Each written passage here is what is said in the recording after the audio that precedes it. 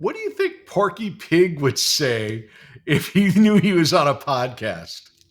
What would I say if I knew I was on oh wow, a podcast? Like coast to coast, like old fashioned. People are hearing me. Oh, I have to memorize my lines. I have to put on pants. From the heart of Hollywood, it's the Patrick Labyorteaux Show with Patrick Labyorteaux. It's the Patrick Labyorteaux Show. Patrick Labyorteaux. He's the one you gotta know. Tonight's episode, Bob Bergen. Patrick Labyorteaux. He's the one you gotta know. Today we have a really cool special guest by the name of Bob Bergen. And if you've never heard that name before, have you heard the name Porky Pig or have you heard the name Luke Skywalker? Well, then you've heard Bob Bergen and I'm sure a ton of other voices. He is an amazingly talented voiceover artist who I had the pleasure of knowing for way too long because we're such young, good-looking men. You'd never know that we've known each other for over 30 years? Easily. Yikes. Easily. Ladies and gentlemen, Bob Bergen. What up, How you everybody? doing, Bob? Hey, Patrick. How you doing, buddy? So a little backstory for anybody who's listening or watching. Bob Bergen and I met, I think the first time we met, you were at Universal Studios. You were a tour guide, right? I was paying the bills, buddy. An actor paying the bills on a back lot. And so we met there literally in the tour, and we'll get to that story in kind of order. Right. But then we worked together in a movie, and then we would work together on a TV show. Act 1, Beginnings. So let's start at the beginning, though. So I don't know, where are you from, Bob? Are you from Hollywood? Where are you coming from? No, I'm from the Midwest. I was born in St. Louis, and not a showbiz family. I wanted to do voices for cartoons since I was a 5-year-old kid. My mom would tell a story that she would be, Saturday morning, I'm watching cartoons and she'd be in the kitchen doing whatever moms do in the kitchen. And she'd hear a line in the cartoon and then she'd hear the line repeated again. And she thought, that's really weird. And she stood behind me and she's watching me, mimic, Tweety says, "Ooh, I thought I saw a pudding tat." And I went, "Ooh, I thought I saw a pudding tat." And she's like, "Oh, you're really good at that." I said, "Thank you. What am I doing?" She says, "Well, you're doing voices for cartoons." I mean, that's what, oh, okay. And I became obsessed with this character, Porky Pig. And particularly that character. And my grandmother gave me a tape recorder, a little portable cassette recorder when I was 8 years old. And I would put it in front of the TV and I would record cartoons. And this is before VCRs and even Betamaxes. And I would memorize cartoons. And I would go around, when I was in school, 3rd grade, 4th grade. And a teacher would ask me a question and I'd go up to the board with a piece of chalk and, let me get this straight. And now you want me to do multiple, you want me to divide it, I don't know, man.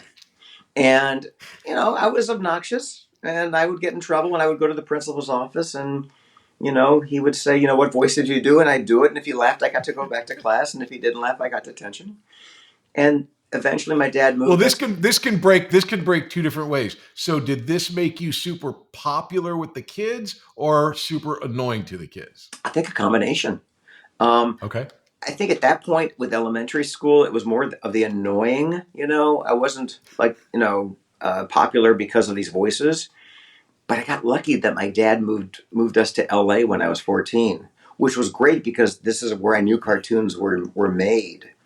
And once we moved to LA and I started 9th grade in LA, I was the popular kid that they laughed and I did the funny voices and, I would mimic the teachers to the teachers. So yeah, that's where at that age, that's where it became more of a popular. So that's where kind of, okay. So this fascinates me. Okay. Cause I was bred into this business. It's a whole story. I'm adopted, but my adopted parents met here trying to be actors. Then I was adopted by an actor. Then I became, they put me into the business. So it's like, I didn't have a choice. I mean, I love it, but it's not like it was something that I made a decision on. Right. You're very aware of what you were doing from the moment you started it. Mm-hmm. At the same time, though, were you aware that it was a thing that people that it was a job thing or just something that Porky Pig sounds like that? I like Porky Pig. You're not thinking of Mel Blanc. You're just thinking of Porky Pig, or did you know it was a job? So as I got older, I remember, about 8 or 9 years old, saying to my mom, I think there's one guy doing all these voices. I can kind of hear a common denominator in all these voices. And my mom said, yeah, his name is Mel Blanc. He's in the credits. Well, kids don't read credits. I started reading credits. And then I would look for Mel Blanc on TV because he would be on Johnny Carson or Merv Griffin or Mike Douglas, all the talk shows, the daytime talk shows of the time. And I would record him on my little portable tape recorder and listen to his voice. And knowing how old were you? Well, that you knew of Mel Blanc? I started getting obsessed with Porky Pig at 5, and from 5 on, I started just following him like he was Paul McCartney, And when we moved to LA, I figured, well, I should just give him a call and just say, look, we just moved here. And I've seen you on the Mike Douglas show, and you're getting up there in age. And if you'd like to retire, hey, I'm available. So, are you kidding me? Yeah. That's incredible. So what happened? Well, I looked in the phone book and I couldn't find his phone number. And my dad very politely tried to explain to me, LA is a bigger market than Cincinnati or St. Louis, where we lived before. Lots of phone books. So my dad got in the car and traveled from Pasadena to Malibu and stopped off at post offices where you could pick up a white page phone book of the area. And I had this giant stack of white page phone books. And one day my parents were out and I just thought, I'm going to look them up. So I started with the first book. I called every Mel or M Blanc in the book, got down to the last book, couldn't find him. And then I thought, well, maybe it's listed under his wife's name. And I knew his wife's name was Estelle. And I found an E. Blank in the Pacific Palisades White Pages. And I called, and that was his house. Oh, and by the way, I should have said this. I was taping the conversation. I was in my parents' bedroom on their phone. And in the kitchen down the hall, I had that little portable tape recorder where I took the phone off the receiver, put it on the tape recorder, push record, ran back in my parents' bedroom. But I did this every time I tried to call somebody. So I'd been going back and forth for like a dozen phone books. And I finally found his number. You know that if you were any different age, you would be a stalker. Oh, no. People say, what's the secret of your success? I said, stalking. Absolutely. But, ignorance is bliss. And I got him on the phone. And I did record the conversation. And the conversation is on my website. During the course of the conversation, I asked him business questions. I said, did you need an agent? And he said, yeah. And he said, how old are you? I said, 14. He goes, well, it's really hard business to get into. And then I said, well, I don't want to hear that. So you needed an agent. And where are you working today? And are you still doing cartoons? And he mentioned the name of the studio he was working at that week. He didn't say the day or the time. He just said the name. So when I finished my conversation with him, I called that studio and I pretended to be his assistant. And I said, hi, I'm just calling to confirm Mr. Blank's appointment for this. And I made this up for Thursday at 9. And the receptionist says, no, we've got him booked for Wednesday at 11. And I'm like, oh my gosh, you're right. I'm looking at the wrong day. So sorry. Yes, he will see you on Wednesday at 11. And I said to my mom, I'm skipping school Wednesday and we're going to go watch Mel Blanc work. And she said, okay. So we got What's the timeline here? So you're around 14. What part of LA did you move to? The Valley. We were in Tarzana in the Valley. Okay, so that's very close to the studios in Hollywood in LA terms. In LA terms, I mean, it's not like you were in Agoura or like you were in Orange County. No.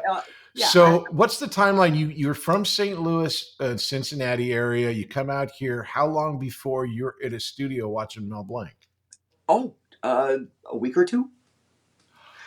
Oh yeah, dude. We moved into the house. And I was on a mission. I'm going to track down Mel Blanc and see if he needs somebody to just volunteer to have him retire. And, I never told him that, by the way. I thought that was rude. So I never said, and my voice hadn't changed. So I still had a 14-year-old kid's voice. So we got to the studio and I told the receptionist that we were guests of Mel Blanc and he invited us to watch. And she said, he's in that booth over there. And we went to that booth over there. And I said to his producer, "Hi, we're really good friends of the receptionist," and she said we could watch. And so my mom and I watched him work.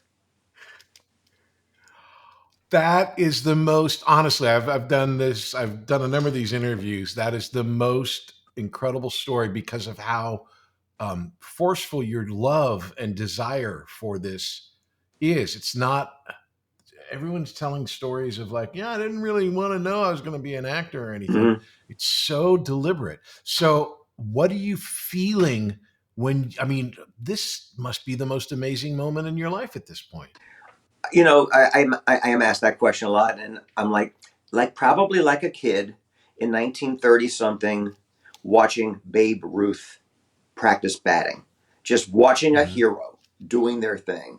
Now, you know, Mel Blanc was older, but he was dressed in a double-breasted suit with a flower in his lapel, and he just looked like he was going out for the evening, but he was just doing Bugs Bunny and Porky Pig and Daffy Duck and Tweety, and it was magical. It was. So here's some industry questions here. Okay, so there's a lot of ways, especially because Mel Blanc is a one of one, Yeah. right? Obviously, Yeah. there's a lot of ways that we record stuff. Mhm. Sometimes, most of the time, if you're playing multiple characters, you'll record the same character all the way through the script. Then you go back and Mhm. do the other character. You record that, and you can be all the characters like Mel used to be.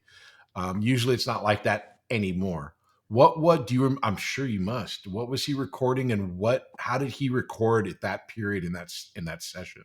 Great question. It was a stage show, sort of like Ice Capades Without Ice, with all the Looney Tunes characters. It was at the Forum, and and that was where they were going to debut it. He went through the script from beginning to end, and he went from Bugs to Daffy to Porky to Tweety, and then we heard, and then each character had their own songs. He would record all of those lines for each character. He would go from order. Bugs to Daffy. Yeah, in order. He would go from character to character. On the fly, he would be talking to himself? Pretty much, yeah. Now, here's what's interesting about Mel Blanc that a lot of people don't know. He was doing Tweety, and it was terrible. And I said to my mom, "Oh my gosh, he lost it." And they said, "Let's do a little playback," and they played it back, and it was perfect. And I said to the producer, "What did you do in the playback to make it sound so good?" And she said, "We sped his voice up." I said, "When did you guys start doing that?" And she said, "In 1930 something, when he started doing these characters. Most of his characters are sped up. So Daffy and Slyvester are the same voice, but Daffy's sped up." Wow. So when I did Tweety a second ago, and I do Tweety like this, when they speed me up, it sounds like Tweety. But when I do it like this, it's sort of like Tweety, but not really. My Porky's not sped up, and his Porky was. And even hearing you unsped up, it's interesting. You could even make the claim that in the same column of Bugs is Tweety. Oh, sure. The same, similar.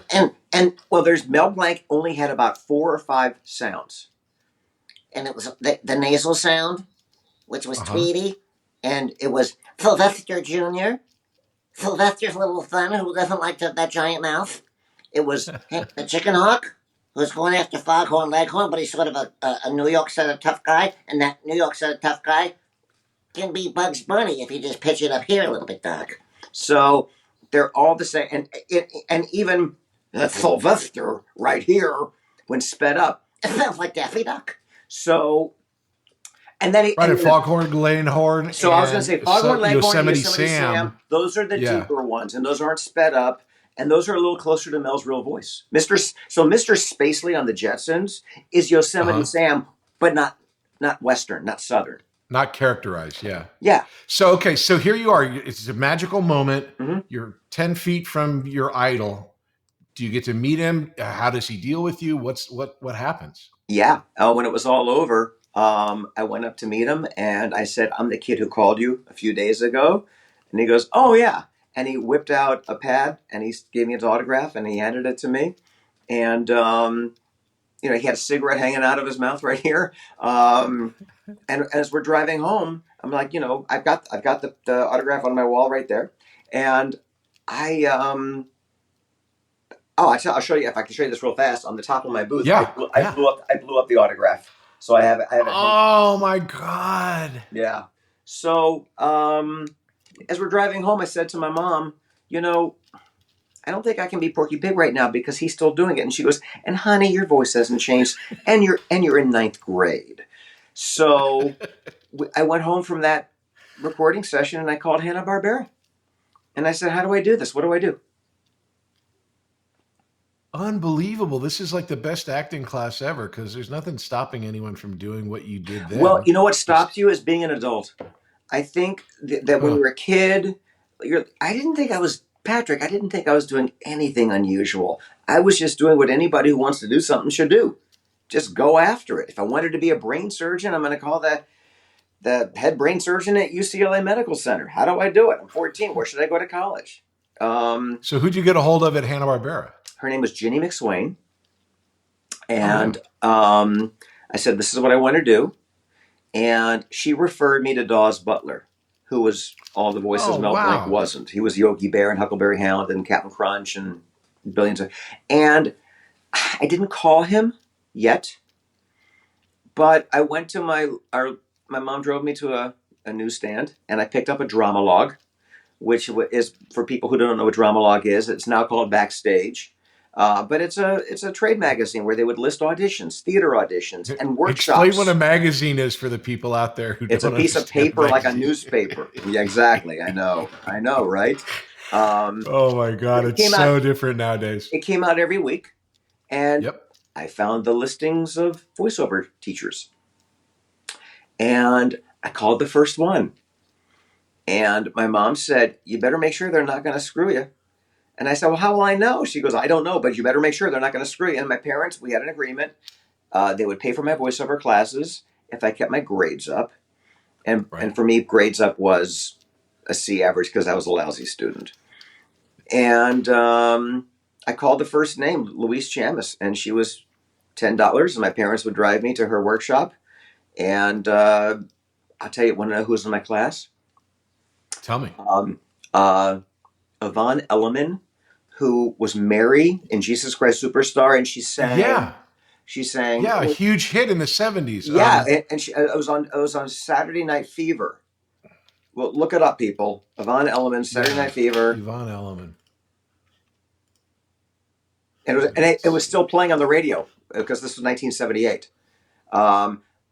Wait, who else? Oh, Nina Blackwood, who was one of the first VJs on MTV.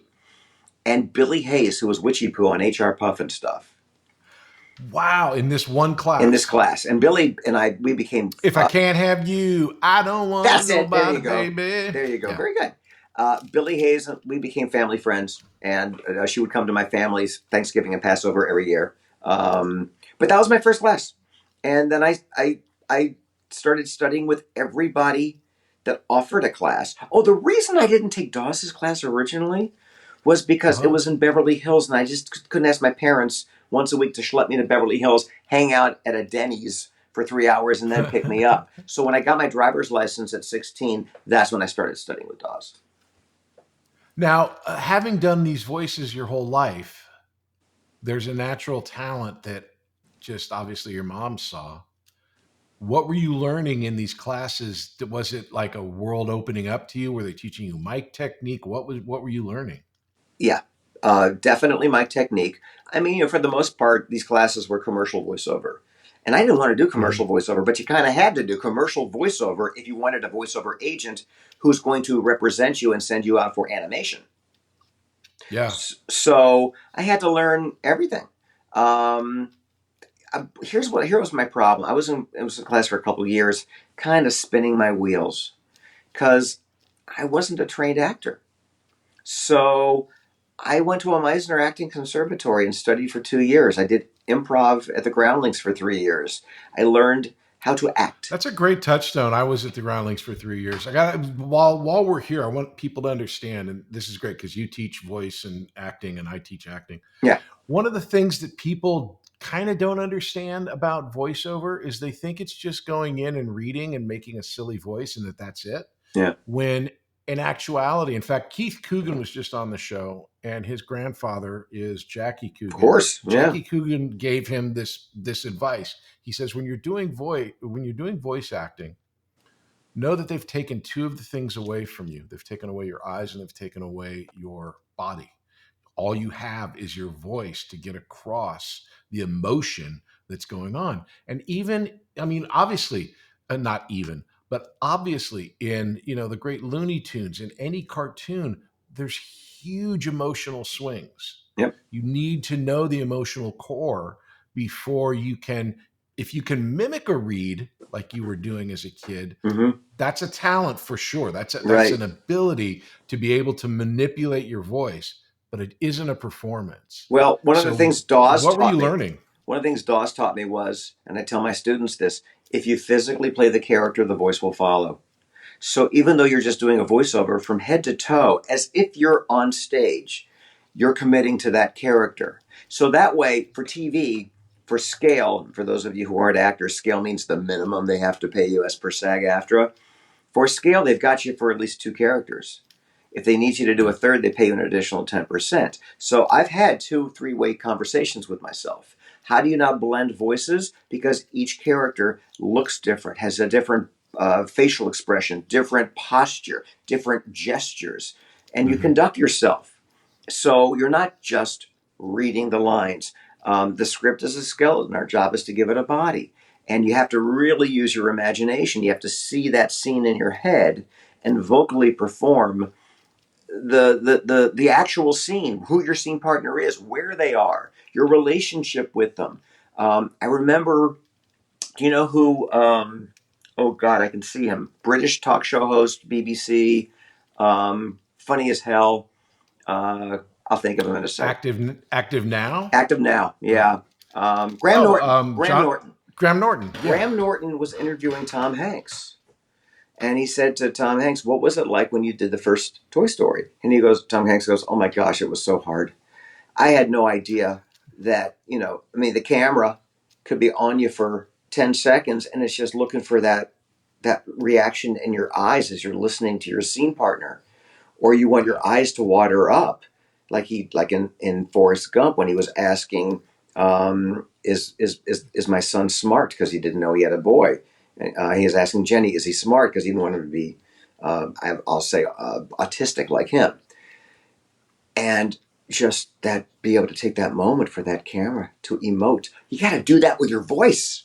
So Tom Hanks was like, I kept emoting with my face, and they're like, Pixar's like, you got to do that with your voice. And he goes, and I'm on this side of the studio, and there's a piece of glass between me and the monkeys over there, and I'll do a line, and they're not pushing the talk back button, but they're talking amongst themselves, and all I kept thinking was, they're hiring somebody else because that take sucked. And all they were probably doing was ordering lunch. But that's the paranoia that comes to an actor when you can't. Silence is very loud. And when you don't get any direction or any feedback after a take, that silence is deafening. It's funny you should mention that because it's so amazing when you are on a set with a camera, you literally, their air pressure, you can hear people breathe, you can hear, but when you're in a studio, you don't hear anything but you. Yep. And if you've got headphones on, you're not even hearing you if they've turned the mic off. You're literally just in an isolation chamber. Well, not only that, but today, because of COVID, and I've only had 6 sessions outside my house since the pandemic. I don't even have scene partners. I don't have a cast. I record everything myself. So I'm relying on a great director who either remembers my scene partner's delivery, and God bless that editor who has to put this jigsaw puzzle of takes together and make us sound like we're in the same cartoon. It's very different. This is fascinating to me about how you've done it. We'll be back after these messages. Hey there, my name is Patrick Labyorteaux, and I play an actor on TV. And I also have this acting school called Working Actors School. And what we do there is we teach people to act using Zoom. So you can take an acting class with me and with a person in Connecticut, in Florida, and San Diego all at the same time, thanks to the miracle of Zoom. And I'm very excited to announce that we have a brand new class called Adult weekly class. Now, what is that? Now, that's a class that'll meet every Wednesday at 5:30 p.m. Pacific, and you come in and you have an hour-long acting class with other students. It's very, very simple, very, very fun. So if you've ever wanted to be an actor or try it or just mess around, these classes are great. So the adult weekly class is going to be every Wednesday at 5:30 Pacific. Now come and check it out. It's going to be really fun. Go to workingactorschool.com. Check out the website. You can sign up for the class there. If you need any other information, there's a phone number and an email on the website. You can get it there. And we would love to have you come and try. Talk to you soon.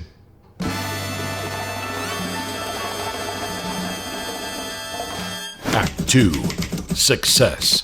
Okay, so you're in LA, you're studying with Meisner, you were at Gremlins for 3 years, Yeah. you're like in your late teens. Yes. How you got yourself an agent, I would imagine at some point. All right. Who's going to stop you at this point? All right. When I was 16, I met a lady at a party who was a bank teller. And she was a friend of my cousin's. And she says, "What do you want to be when you grow up?" And I said, I want to do voices for cartoons. And she says, "That's odd." I said, "I know." 2 years later, I'm graduating high school, and a friend of the family knew Casey Kasem, and had Casey send me an autographed picture for my high school graduation as a gift. And it's on the wall right there next to Mel Blanc. And I won't take it, but tell everyone. Obviously, Casey Kasem top 40, but tell them why cartoons are important. Yeah, he was Shaggy on Scooby Doo. He was Robin with Batman in Justice and Super Friends. So yeah, he was and America's Top 40, and I still listen to classic America's Top 40 on Sirius XM, and I'm listening to it's 1972. Here's the long distance dedication. So right. I sent him a thank you note, and I said, "By the way, I want to do what you do," and I included my phone number, and he called me up, and he asked me all kinds of business questions. Back then in voiceover classes, I mean, as well as I do, back in the old days in acting classes, they never talked about how to get a job, how to make money. They never talked about that. They talked about craft. Today, if you go online and just search voiceover classes, the sell is make money with your voice, which I think is unethical. We can talk about that later. But Casey asked me if I had a demo, and I didn't. He said, "Make me something. Just put something together on a little cassette recorder." So I did. And this tape's on my website too. Literally, record, stop, record, stop, record, stop. It was Popeye. It was Yogi Bear. It was Porky. It was just all those imitations. His agent was a guy named Don Pitts. And Don Pitts at the time was Don Pitts was he was my first agent. Yeah. Well, Don Pitts was the CAA of voiceover back in the late 70s, early 80s. They said, 78. Yeah, he was it. He was the big voiceover agent. And Don was at Cedars-Sinai Hospital in an oxygen tent. Don't know what happened, but something bad. And Casey went to the hospital, went to his room, and played this little cassette through the plastic of the oxygen tent. And Don got better a few weeks later, called me up, and he said, "I think you're very talented, and I'd love to represent you." And I said, "Well, mister, I don't know what that means. But, I don't graduate high school until June, which is a few weeks away. So as long as it's after 3:00, okay." So, yeah. And my first audition was with Orson Welles in his office. So holy shit! Yeah, I didn't realize. Is your knowledge of the industry growing, or is it go beyond that? Do you know Orson Welles? Oh, or do sure. You just know him as a voice. Okay. Oh, I'm sitting in the lobby with it's a radio script, and in walks Orson Welles, and he sits down next to me, and I'm thinking, I'm sitting next to Citizen Kane.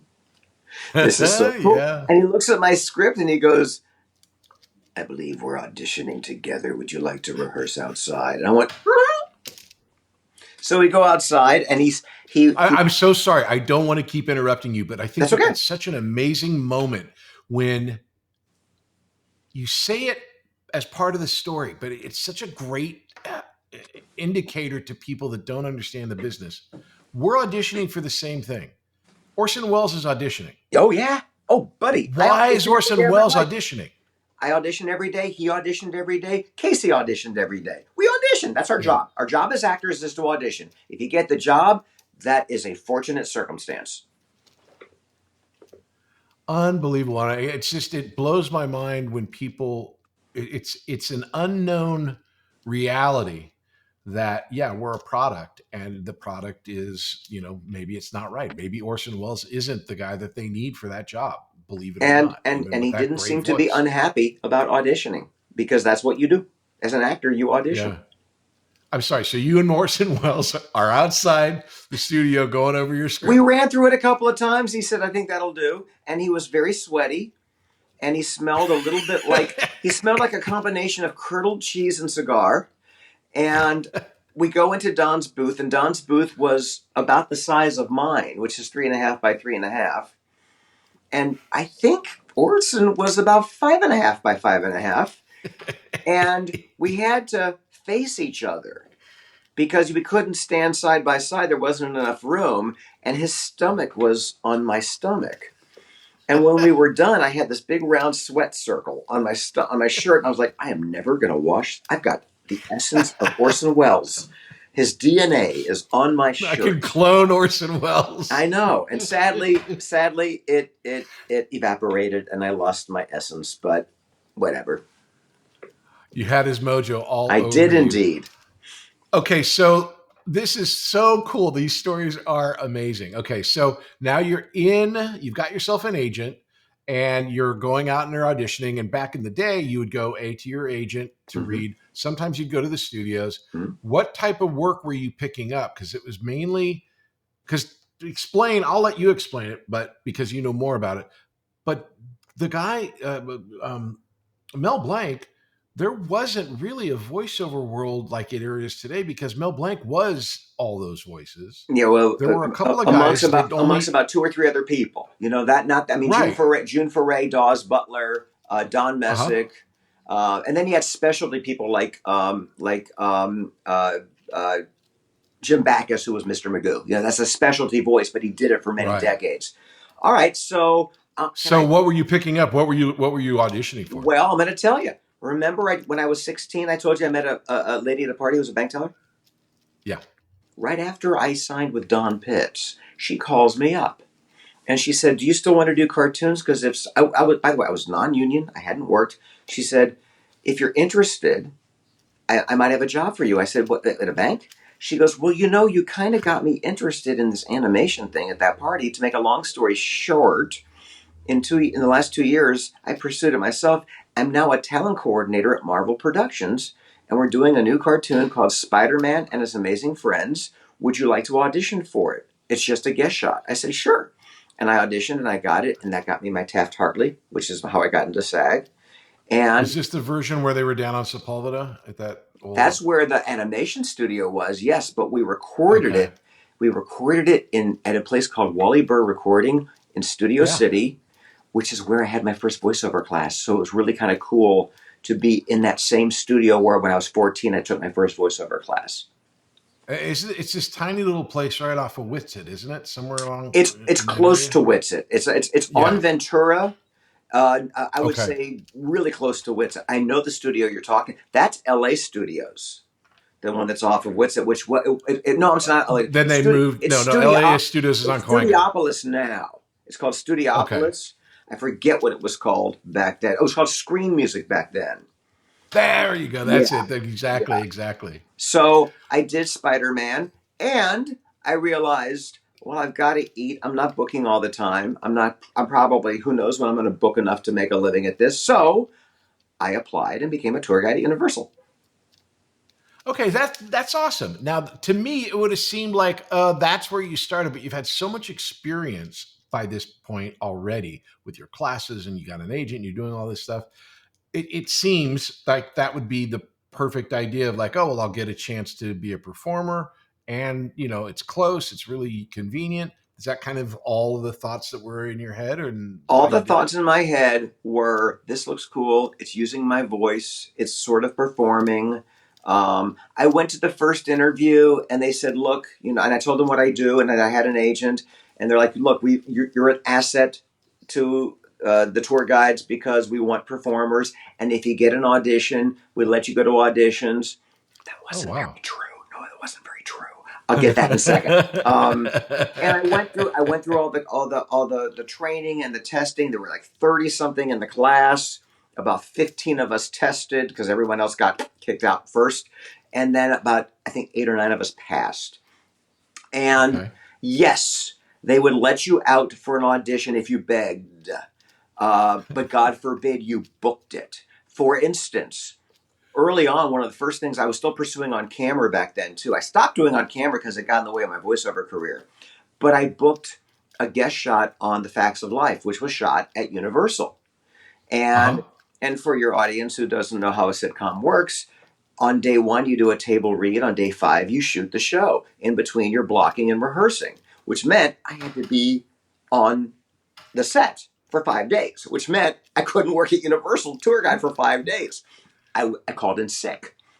Well, my honey wagon, which well, I'm so sorry. So the way Universal is set up is the park and all the amusement park is up on the hill. There was no amusement park back then. There was just a tour. It was just a tour. Okay. Yeah. So the tour starts off up on the hill. Yep. That's where the tour guides are. Yes. And then down below is where the studio is, where the trams drive through it. And we'll get to the part about that. So you're shooting down below. And the trams go by everything. There's the front lot and the back lot. The front lot is the sound stages and production offices. The back lot are all the back lot sets and the city sets and the houses and all that stuff. Back to the Future, Hill Valley, all that type of thing. Absolutely. And Wisteria Lane for Desperate Housewives, which is where the Munsters house is and all that stuff. So, okay, I called in sick for 5 days. My freaking honey wagon, which is a dressing room, was right smack in the route of the tram. So Assad Kalata was our director, bless his heart. We'd be called. God, he's directed about 1,000 shows, man. He's a great director. A genius. Yeah. And it's time to hit the sound stage. And I hear just around the corner, over on my side of the tram, I'm like, oh no. So I ran back inside my dressing room and I had to wait for the tram to leave. And I looked out and I started to run and another tram goes by and I run back and I was late every day. And, Assad did not care that I was dodging trams because I'm a tour guide calling in sick. He's like, right now you're an actor on the stage and you're costing us money. So anyway, I ended up doing about 5 episodes of The Facts of Life because it turned out okay. But for 5 years, that was my life as a tour guide. It was before home studios. It was before we had to go to our agent's office for auditions. I had 32 sick days my last year, which is why they fired me, because they couldn't afford to keep me. Sure. No, of course. But at that point, if you're working all the time, were you picking up work? Because at that time, it was lots and lots of radio ads across the country. And unlike today, where everyone has a microphone and a studio in their closet and can send their stuff anywhere, back then, a lot of the country's radio ads were done just here or New York, or maybe Atlanta. You're right. It was LA, New York, Chicago. Yeah. I will tell you that when the 5 years I was a tour guide, I lived on my tour guide salary. I banked everything I made in voiceover. So when I got called into management, they're like, look, we can't afford to keep you because you've got too many sick days. And I said, well, what if the acting thing doesn't work out? And they're like, well, you can come back. I went, oh, okay. And I thought, okay, I can come back, but I've got my knowledge of the back lot stops at Murder, She Wrote and Knight Rider. So I would have to really learn 30 years of history. But I realized I had 2 years of living expenses saved from my voiceover work. So I thought I can do this. I can do this full time for 2 years, and committing full time and not having to dodge the day job that was a luxury. And so I was able to say to my agent, I can do this full time. You don't have to wait until 5 PM to call me into audition or have me come in early in the morning because I've got to be on a tram at 10. So it was the best thing that ever happened to me was being fired from Universal. This is like so much more great information. So at this point, I just want to introduce myself into your story. Okay. So that's funny. I had a buddy who worked at Amblin. He worked as a PA I guess a couple of steps up from a PA, but he worked at Amblin, the actual physical production company that's run by Steven Spielberg. Right. Steven Spielberg has a great history with Universal, where he snuck on to Universal, very similar to what he jumped off a experience tram. is. He jumped off Literally? a tram. Oh my God. And then just wandered in the back lot and set up an empty office. And then there was another Bob, a Bob over at the gate off of Lancashire. Everybody knows Bob. And if apparently he would he would wave to Bob and he'd walk on. But so he does Duel, and he does Night Galleries, and he does all these movies, and of course Jaws. And so he becomes this really big deal with Universal. So they build him this really kind of like its own little cool little world over there for Steven all by himself. And so my buddy calls me over and he goes, "Hey, everyone's out of town. Why don't you come over and hang out and we'll go do the tour?" And so I say, great. So I went over, I met my buddy, we go up, we do the tour, and we get your tour bus or tram. Yeah. And you were wonderful. You were great. And we were those assholes on the tour who were really like talkative because I'm in the industry and he's over at Amblin, and you were really good at what you were doing. So we were bugging you through the whole tour, and anything that we would throw at you, you would come back with a much better line than what we had, and we really enjoyed it, right? And so I took you, quote unquote, into my confidence. I said, he works at Amblin, and I'm on TV. And he goes, and you said, "I don't believe it. I don't believe you. I don't believe you." So we finished the tour, and then we went to Amblin and we made some sandwiches. And then we were going to have the sandwiches right along where the tour passes by Amblin so that we could wave to you from Amblin and prove that we were really there. Yeah. And that's what we did. Yep. That's my version of it. What was your version like? Well, were you still doing Little House at the time, or was that after Little House? No, it was after Little House. Okay. I think I'd done Summer School, but before JAG and before anything. Summer School, was that with Richard Horvitz? Yeah. So Richard is a voiceover buddy of mine. Well, Richard's, all you guys are like so freaking talented. It's like, we're also, it's a very tight group. As big as this industry is, it's very small. So, all right. So my recollection is everything that you said, but I knew who you were because I'd seen Little House, and but I didn't find you guys obnoxious. I found you entertaining because most of the time it's mom and pop from Michigan or whatever going, "Oh, look, honey, that shark's made of rubber." So you guys were enjoyable. But I do remember my buddy works at Amblin, and I'm like, okay, whatever, all right, And I do remember, I don't remember you guys you were in a cart. You were like in a golf cart. But I don't Yes, remember. But I don't remember you being in Amblin. I thought you were by Jaws Lake. Oh, maybe I remember getting in the cart, which obviously was all at Amblin. Maybe, I don't know. Maybe you didn't drive by Amblin. Did you follow my tram? Maybe.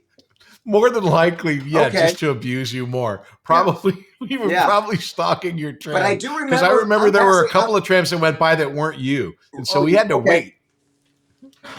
But I just remember, we go like this, and you guys sitting there, and you're like doing this. It was fun. It was fun. And Patrick, seriously, 5 years, 3 to 5 tours a day. You don't remember individual tours that often. That one I remembered. Wow. Now that's interesting. Okay, so like the tour, let's just not skip over that. So you're the tour guide at Universal. How many pages are you remembering of script? 35, 40 pages? The book is this big. The book is this big. Wow. This much is the tour. This much is the stall material. So your job back then, today they've got videos. If there's a tram broken down, you got to sit there for a while. They can push a video button, and there's monitors on every car, and they can show scenes that were shot around there. We were forced to continue talking. So I would always find a segue to talk about cartoons, no matter where I was on the back lot. So smart. So if we were by Amblin, I could say, and we weren't allowed to point out Amblin Productions for security reasons for Steven Spielberg. And by the way, where Amblin is where the Munsters house used to be, and all that whole Colonial Street was. They moved that to behind Jaws Lake to make room to build Amblin, which is beautiful. It's like this gorgeous hacienda. It's just fantastic. But if I was around there, I would say, well, right now we're going from the front lot to the back lot. Around here, somewhere is Amblin Productions, which is owned by Steven Spielberg. Steven Spielberg, as you know, has done wonderful movies such as Close Encounters of the Third Kind and E.T. But you may not know he was the executive producer of Tiny Toon Adventures, which starred a new generation of Looney Tunes. Speaking of Looney Tunes, I mean, no matter where I was on the lot, I could be by the Psycho house. If they're shooting the movie Psycho and it's an outdoor scene and an airplane goes by, but it isn't picked up on the camera, they might have to have the actors go into a stage and watch the movie and dub it. That's called looping or ADR. Those are the same stages that back in the 40s and 50s, Walter Lantz did the Woody Woodpecker cartoons. I mean, no matter what, I would find a way to talk about cartoons. That's awesome. So you're doing these shows. And now you're getting work. The most interesting, or I don't know if it's the most interesting, but one of the interesting things to me about what you're doing, obviously you get Porky Pig. You audition for Porky Pig. You're going to tell me that story. But the thing that I'm really interested about it is I would imagine there's all these weird responsibilities because you're Porky Pig. So how does it? Gosh, I'm all over the place here. You also played Luke Skywalker in all these video games, which I'm a Star Wars guy because I'm a human man of a certain age. To be able to be in a Star Wars project is one thing. To be able to play Luke Skywalker is another. Which came first, the pig or the Jedi? The pig. Okay. Yeah, that's funny. So then let's go in order here. How does it happen that you end up doing your childhood dream? So I was in the business. I was working. I had a good agent. It's 1989, and Mel Blanc died. And I get a phone call to audition for any Looney Tunes character I wanted to read for. And I, of course, read for Porky Pig. And I had a callback. And I had another callback. And I had another callback. I had like a dozen callbacks. And my last callback was for Chuck Jones. And for people who don't know the name Chuck Jones, he was one of the original animation directors of the Looney Tunes, with Friz Freleng, Bob Clampett, Tex Avery. And he hated me. His style is most famous for the Coyote Roadrunner stuff. Absolutely. And his style was a little bit more cerebral than the slapstick of, like, say, a Friz Freleng. But he also did, like, classic cartoons like What's Opera Doc and Duck Dodgers and those really memorable Daffy in the 23rd and a half century. Exactly. So I auditioned for Chuck Jones, and I went to shake his hand, and I'm nervous. And I don't get nervous as an actor. I don't know about you, but I've just never let nerves get in the way of the job. But I'm nervous meeting Chuck Jones. And he goes, "Why are you so nervous?" And I said, I'm about to do Porky Pig for Chuck Jones. It's like doing Jesus for God. And and he laughed, and I laughed, and I did it. And my agent got a message from Warner Brothers that he didn't like me, not because he didn't think I did a good Porky Pig, but he said I was too young to understand and appreciate this character who'd been around since 1930-something. So oh my God. A few weeks later, I get a phone call that I booked. Okay, well, I'm going to slow you down. That's got to be the most devastating phone call you've had in your business. No, I've had more. Oh, I've had much worse. Wait, dude, that was 1990. Please, give me some time. So this is kind of cool. I had just bought my first condo, and I was out at a voiceover session. I asked my mom to house sit for me because I had a couch being delivered. And, it was the days of answering machines. And she heard my agent call and start to leave a message on my answering machine. "You booked that Porky Pig audition. It's called Tiny Toon Adventures." And so my mom picks up the phone. She goes, "He booked it?" Which is cool because, since I was 5, I told her I wanted to be this freaking pig. And so the fact that she was able to take that call from my agent was kind of sweet. So that was my first job. But Patrick, I've had to re-audition for Porky Pig dozens of times over the last 34 years. So in my mind, which I've never had a job like this, I auditioned once for when they were doing something for Tony the Tiger. I went down to voice caster, Yeah. and I read for Andy, and I did the reading, and he goes, dude, you gotta try a different read on Tony. And I go, well, why? And he played it back for me, and it sounded like I was it sounded like I was a gay tiger. It just didn't come out right. It was just not the right thing. So I've never had the opportunity. I played Michigan J. Frog once in one promo, which was That's cool. But for when WB was the thing? Yeah, when I was doing the WB announcer stuff, they needed apparently not. And that's like, Right. It's just 2 words that I was able to do for Michigan. But when you're auditioning for these marquee characters that were all one guy before, I imagined that when they find the guy, that then you're locked in and then you're Porky Pig, period. I like the way you think. How does it work then if it's not that? The way it works is that, early on, they never even planned for Mel Blanc's death. They never planned for a retirement. They never wanted to address it, either from a business standpoint or an emotional standpoint. So when it actually happened... I'm sorry. In my mind, somewhere along the line, doesn't he have a son, and didn't his son do something? So Mel Blanc went on a 2-year PR tour and told the world, my son's going to take over. And Warner Brothers took his word for it. His name was Noel Blanc, nice guy. They had him in to do Tiny Toons, and he couldn't do it. And they're like, well, now what do we do? I kind of went in and replaced him. Okay. But he had been in a helicopter crash with Kirk Douglas. So while he was recuperating, they called me in to record. Gosh, stories, man. So, okay.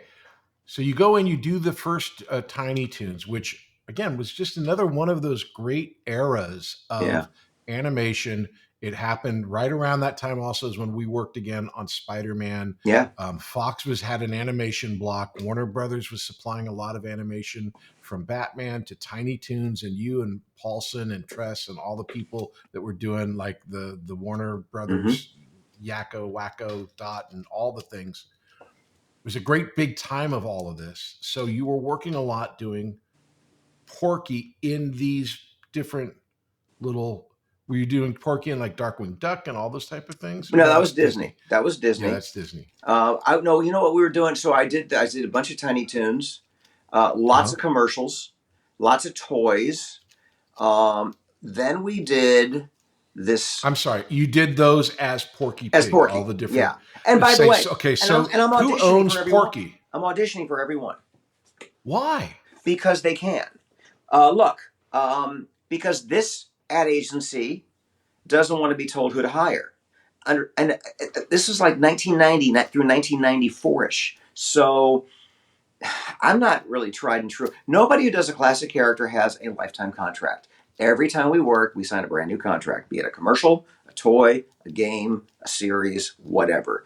There have been, I would say, 80% of my career, I haven't had to audition.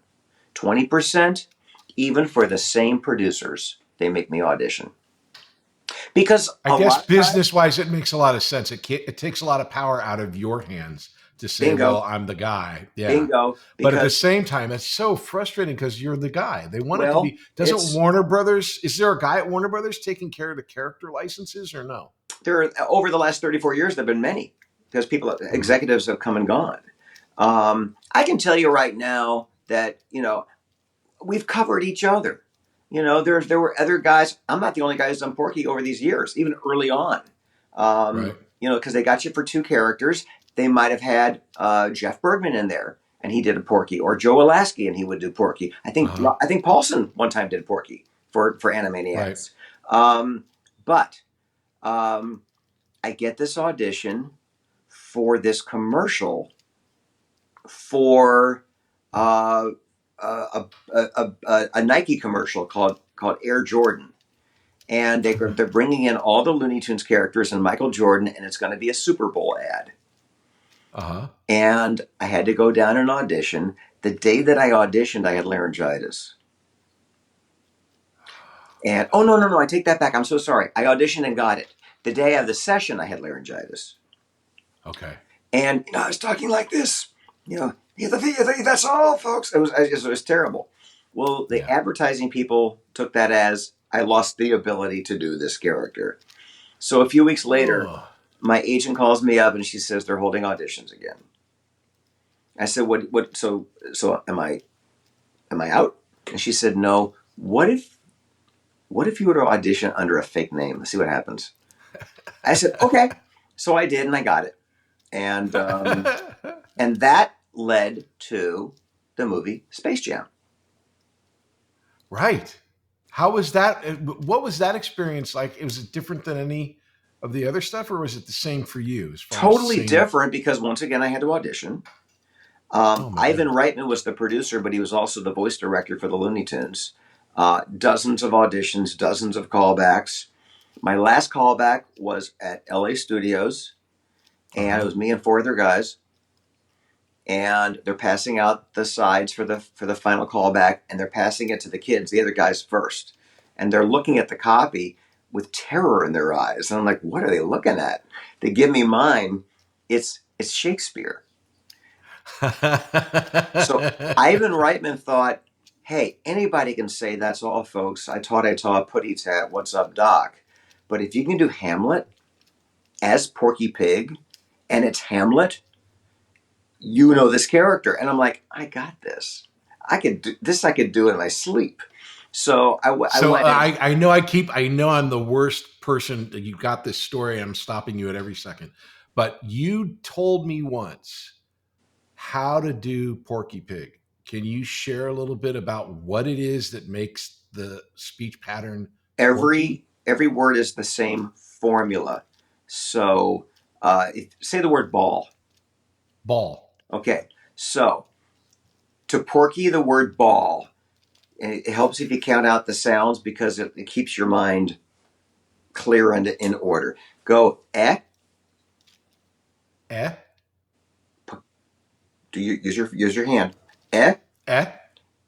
Ebba. Ebba. Ebba bit. Ebba bit. Don't get too fast. Ebba bit eh. Ebba bit eh. Ebba bit eh ball. Ebba bit eh ball. Good. Now you wrinkle your nose, okay? So you get the sound, all right? Get wrinkle in the nose, all right? And ebba bit ball. It's so amazing. Come on, I want to hear you do it. Ebba bit ball. Close. You added an extra bit, but on the third sound, push it a little bit more.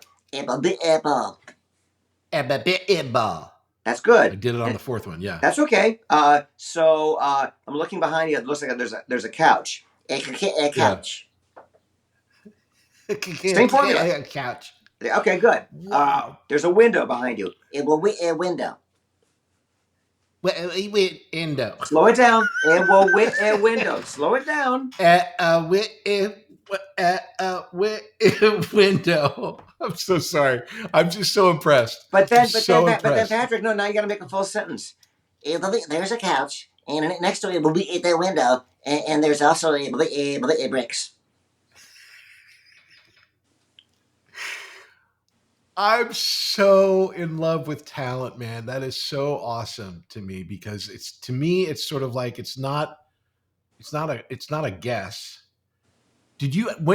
Was this something that you then figured out, or something that you figured out and then did as far as how it broke down, or did you listen and deconstruct it? So when I first got the job, Warner Brothers executives would play like a 15, 20-minute reference of Mel Blanc. Some of the clips were from the 30s, some from the 40s, some from the 50s, some from the 60s. And I said, what do you guys want? Because the character kept evolving. And they're like, well, they're all Porky. And I said, I know they're all Porky, but if you guys look at the first season of All in the Family, Gene Stapleton is not Edith Bunker's 6th season of All in the Family. Same with The Simpsons. Same with anything that's got longevity. So they were like, oh, well, what do you think? And I said, well, if you don't tell me what to do, I'm going to pick 1953 to 1956, which is Duck Dodgers, Drip Along Daffy, Robin Hood Daffy. That's the Chuck Jonesy stuff. If you don't want that, tell me what you want. And then I shared with them, I think there's a formula for every word. Everything starts off with eh, and it ends with the word. So, doll, a doll. Yeah, but the hard part is making sentences. And I stutter. I will stutter as long as it takes me to think of an to improvise. But I stutter as long as it takes me to think of a joke. There's no plan. Sometimes the joke is in the script. Right. And I have to make it sound extemporaneous. But I'd say 9 out of 10 times I just make it up as I read the script. Which goes back to the training over Groundlings. I mean, understanding 100%. situations. Yeah. Okay, so taking you back to your very awesome story. So now Reitman has given you guys Shakespeare. Everyone else is freaking out because they don't remember how he would have said this, but you've got this formula. And so you look at this and you give this performance. Mm-hmm. And obviously it worked, right? Yeah, I got the job. Yeah, and now I've had, in fact, do you know a guy by the name of Steve Kahila from Groundlings? Steve was in Space Jam, right? And so he tells this story that Joe Pytka is a crazy man. So Steve did some voiceover on it, but he also worked on camera, and right. As a body reference for some. Yes, of the characters. Exactly. I didn't work with Pytka. Okay. I only worked with Ivan Reitman. Ivan Reitman never called me by my name. He called me Porky or Tweety or Marvin, depending on what I was doing that day. And I heard Pytka, who was a big commercial director. I heard he was tough. I heard he was difficult. At the premiere, I went up to meet him. I said, "Mr. Pytka, I never got to meet you on the shoot, but I played Porky and Tweety and Marvin the Martian." And he goes, "What do you want from me? A medal?" I went, "Okay. Whoa. Okay. Have a nice night. Enjoy the party." That's the guy I remember hearing stories about. He was just really made everybody's life like hell on the set. I got to hear some Marvin the Martian, please. He's one of my favorites. I'm going to blow up the Earth. It obstructs my view of Venus. Isn't that lovely? Hmm? I promised myself I wouldn't make you a jukebox. So this is so fascinating. So my dream for you of like, once you get this gig of like, on your golden phone going, yes, I'm ready to play Porky. That's totally false. You're auditioning for every pig role that they are throwing out there. But because you sound just like Porky, you're getting them. We'll be back after these messages. Hey there, my name is Patrick Labyorteaux, and I play an actor on TV. And I also have this acting school called Working Actors School. And what we do there is we teach people to act using Zoom. So you can take an acting class with me and with a person in Connecticut, in Florida, and San Diego all at the same time, thanks to the miracle of Zoom. But we also teach kids. We have a great class called the Youth Weekly class that's every Tuesday at 5:30 p.m. Pacific time. And it's for kids. It's for like 10 to 17. And we have a great group of kids right now, and it is ongoing. So if you know someone that wants to get into acting and has never done any acting but would love to try, why don't you have them try starting off with Youth Weekly? Just go to workingactorsschool.com and check us out. It's Youth Weekly every Tuesday at 5:30 p.m. Pacific time. Act 3, present day. How did you come across Luke Skywalker? Is that the same type of situation where you're just had another audition, or were they like, okay. So I got a call. Lucas Arts wants me to go in and audition for Luke Skywalker, and I said to my agent, "I can't do Mark Hamill." And she said, "You want to pass on it?" And I said, "Yeah, that's not my wheelhouse." So she calls the producers, and the producers called back and said, "No, we still want to hear him." And I walked into, it was at Screen Music, Studiopolis, and I said to Dara O'Farrell, who was the producer, director, I said, "I can't do Mark Hamill." And he said, "Don't do Mark Hamill. Do Luke Skywalker." I went, oh. I said, now, you got to understand, I'm more of a Star Trek fan than a Star Wars fan. So I've seen them. I've just never memorized them. So he was giving me, the lowdown. Now, they had references of Mark. And there's pre-Jedi Luke and there's post-Jedi Luke. Pre-Jedi Luke, he's kind of whiny. He's just got this, I don't know, Uncle Owen and Aunt what's her Gotta go to Tashi Station for some power converters. Versus when he's a Jedi and he's like, no, you will do this. Exactly. And then he gets the Force and he gets centered. May the Force be with you. So, okay. So I do the audition and my agent calls me up and I forget what the game was, but they say, hey, you got the game. It works next week. And I said, before you say yes, you got to call Mark Hamill's agent and tell him this went down.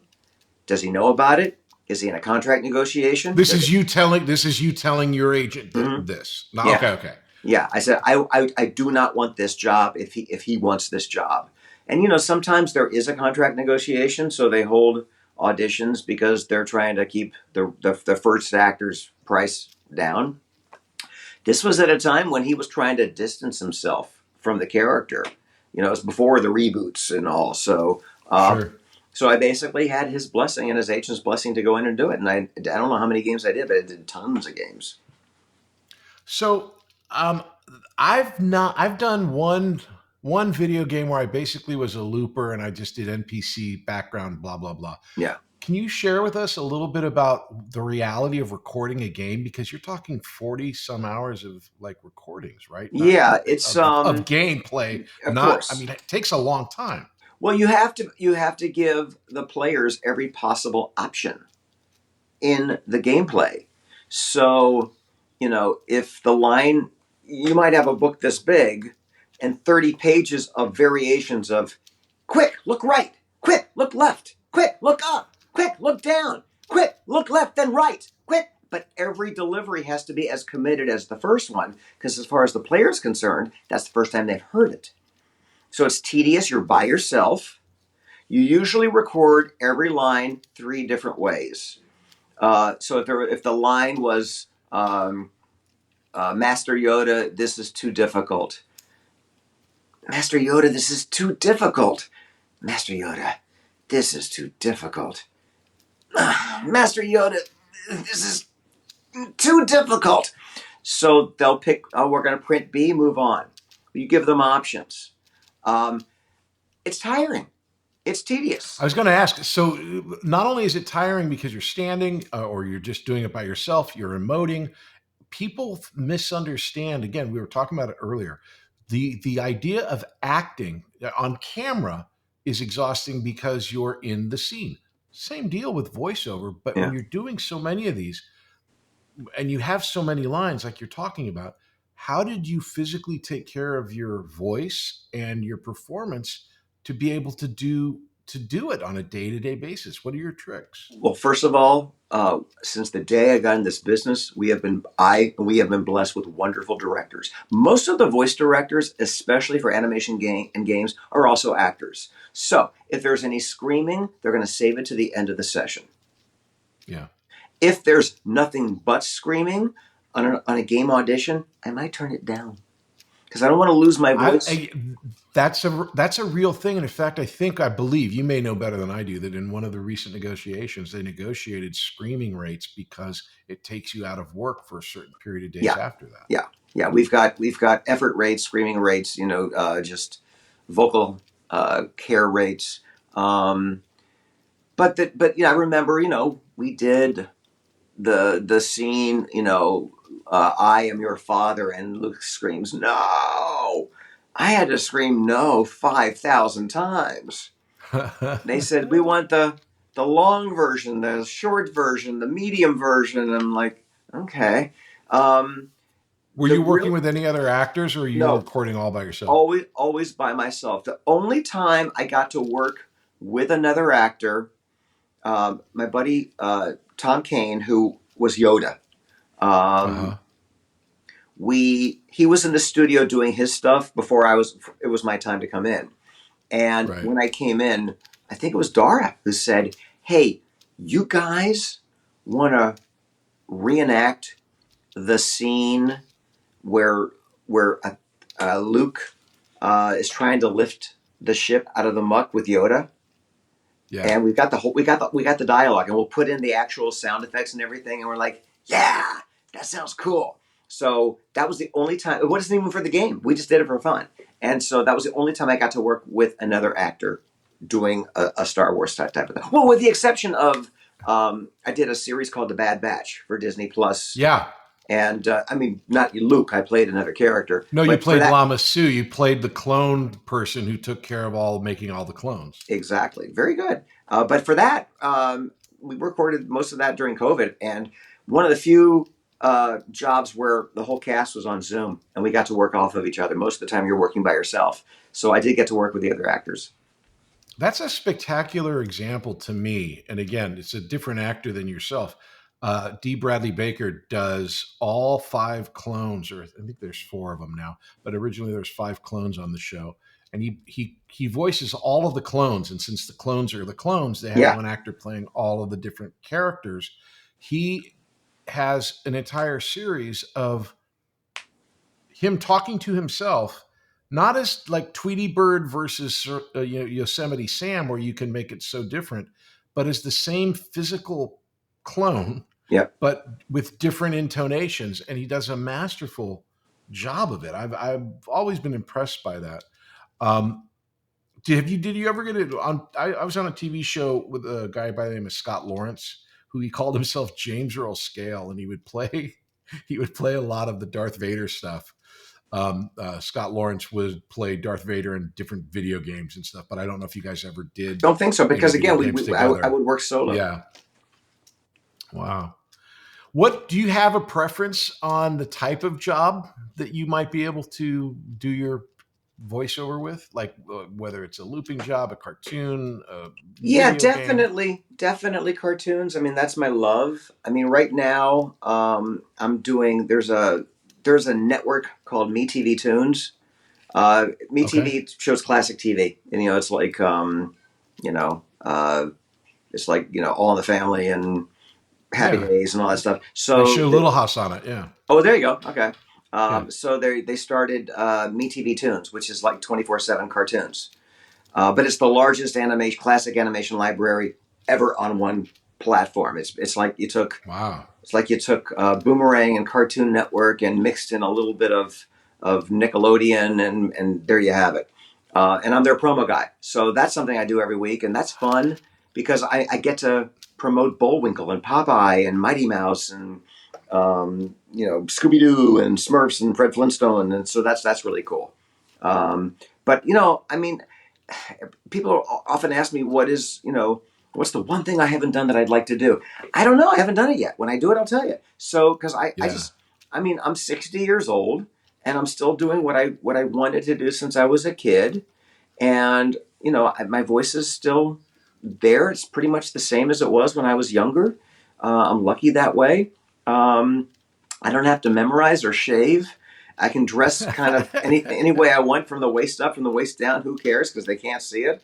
And I'm very fortunate to do this. I don't take it for granted. I guess that's the question. When you're playing Porky, do you have any pants on?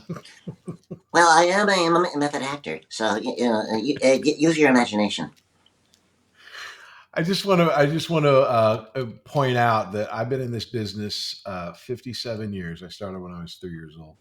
On IMDb, I have 63 credits. You have over 215.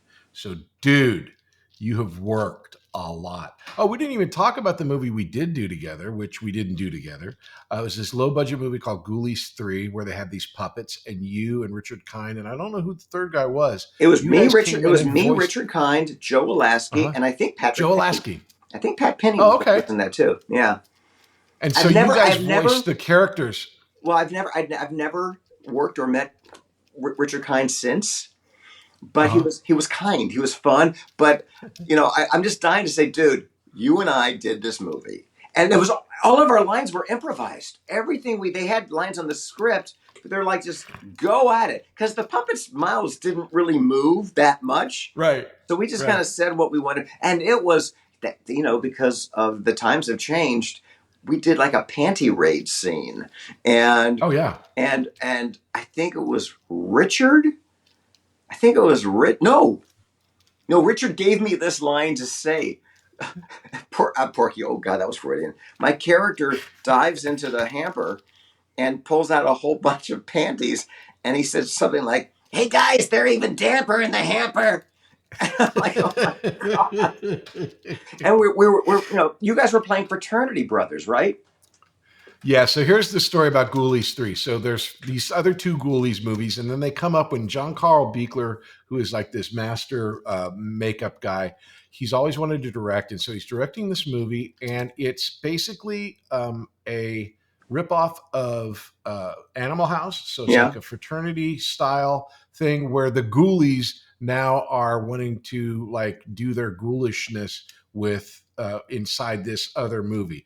And just like you've been talking about, in the movie that I did, I never met or worked with any of the Ghoulies. I never worked with the physical puppets. It was always just this like Animal House type of story. In fact, we had two guys on that show. One of them was Jason Scott Lee, and he's an Asian actor, and he was playing this character who one of his lines was the Ghoulies destroy his stereo system. And he comes in and he goes, "Mr. Yamabachi, what have they done to you?" And we do the scene, and he goes, "Mr. Yamabachi, what have they done to you?" Cut. And he looks at me and goes, "Patrick, I don't know what I'm doing here, man. This is really horrible. This is like the worst type of like thing." I go, "No, you're doing a really funny job, but it's like, don't worry. It gets better." And sure enough, he plays, Bruce Lee later, and he's in the Jungle Book, and he's got this huge career. And then they had this other guy who was an extra who they just put in every scene until finally I went to the producers and I said, "Look, you might as well Taft-Hartley this guy because he's in everything. He's doing a great job. And the least you could do is get him his SAG card." And that was Matthew Lillard. And so Matthew Lillard, myself, no Jason kidding, Scott Lee, really? Yeah. So we did this movie, and then I never saw the puppets. I never saw or heard the puppets until I saw a screening of the movie, which I think we were the only people who ever saw a screening of it. And then I don't know when it was until I think maybe we were at Voicecaster that you told me that you were in the movie and that we worked together, which is kind of cool. Yeah, and my friend Marsha Wallace was in that too. Right. She got killed by the Ghoulies. She played a teacher. Going back to one of these other, we worked together, obviously, on Spider-Man, the animated series. Was that the one with John Semper? Yeah, exactly. Yeah. It was one. And it also had Mark Hamill as Hobgoblin, but I don't know if you ever worked together, and have you ever run into Mark, and have you talked to him about both of you playing the same character? Yeah, several times. I mean, I've got so many Mark stories, but I'm going to marry a Mark Looney Tunes story.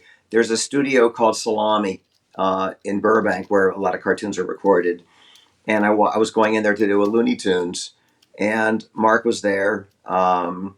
And I said, "What are you doing?" He told me what he's doing. "What are you doing?" I said, "I'm doing Looney Tunes." He goes, "Oh my God, I would love to do a Looney Tunes." I said, "Really?" He goes, "Yeah." So I walked into do my session, and I told my producer director, "Mark Hamill's out there. He'd love to do a Looney Tunes." And they're like, "Really?" So they wrote him a part, but Porky wasn't in that episode, so I didn't get to work with him on that. All right, years before that, I was on a Comic-Con panel with Mark. But it was me and Mark and Joe Walaski and a whole bunch of other voice actors. And my buddy Mark Evanier was moderating the panel. He was a producer, director in animation. And Mark Evanier says, "This is kind of interesting because we got two generations of Luke Skywalkers here because, Mark, of course, created the character, and then Bob's been doing him in games." And Hamill goes, "What?" And and it was total bullshit because, he knew that I was doing this. Right. But, we're not close buddies, but there have been so many times I've come to him, "Hey, listen, I got a charity something. Can you donate something?" He's always come with something for me. Probably one of the most ingenious voice actors ever. I mean, he's the Joker. He is the Joker. He's a personification. Yeah, you can't get away from him and his performance. What's interesting is you can hear a little bit of a proto Joker in the Hobgoblin because it was before you had done Oh, work there. sure. But it's a different character, and Right. you can hear the difference, but just such a great performance.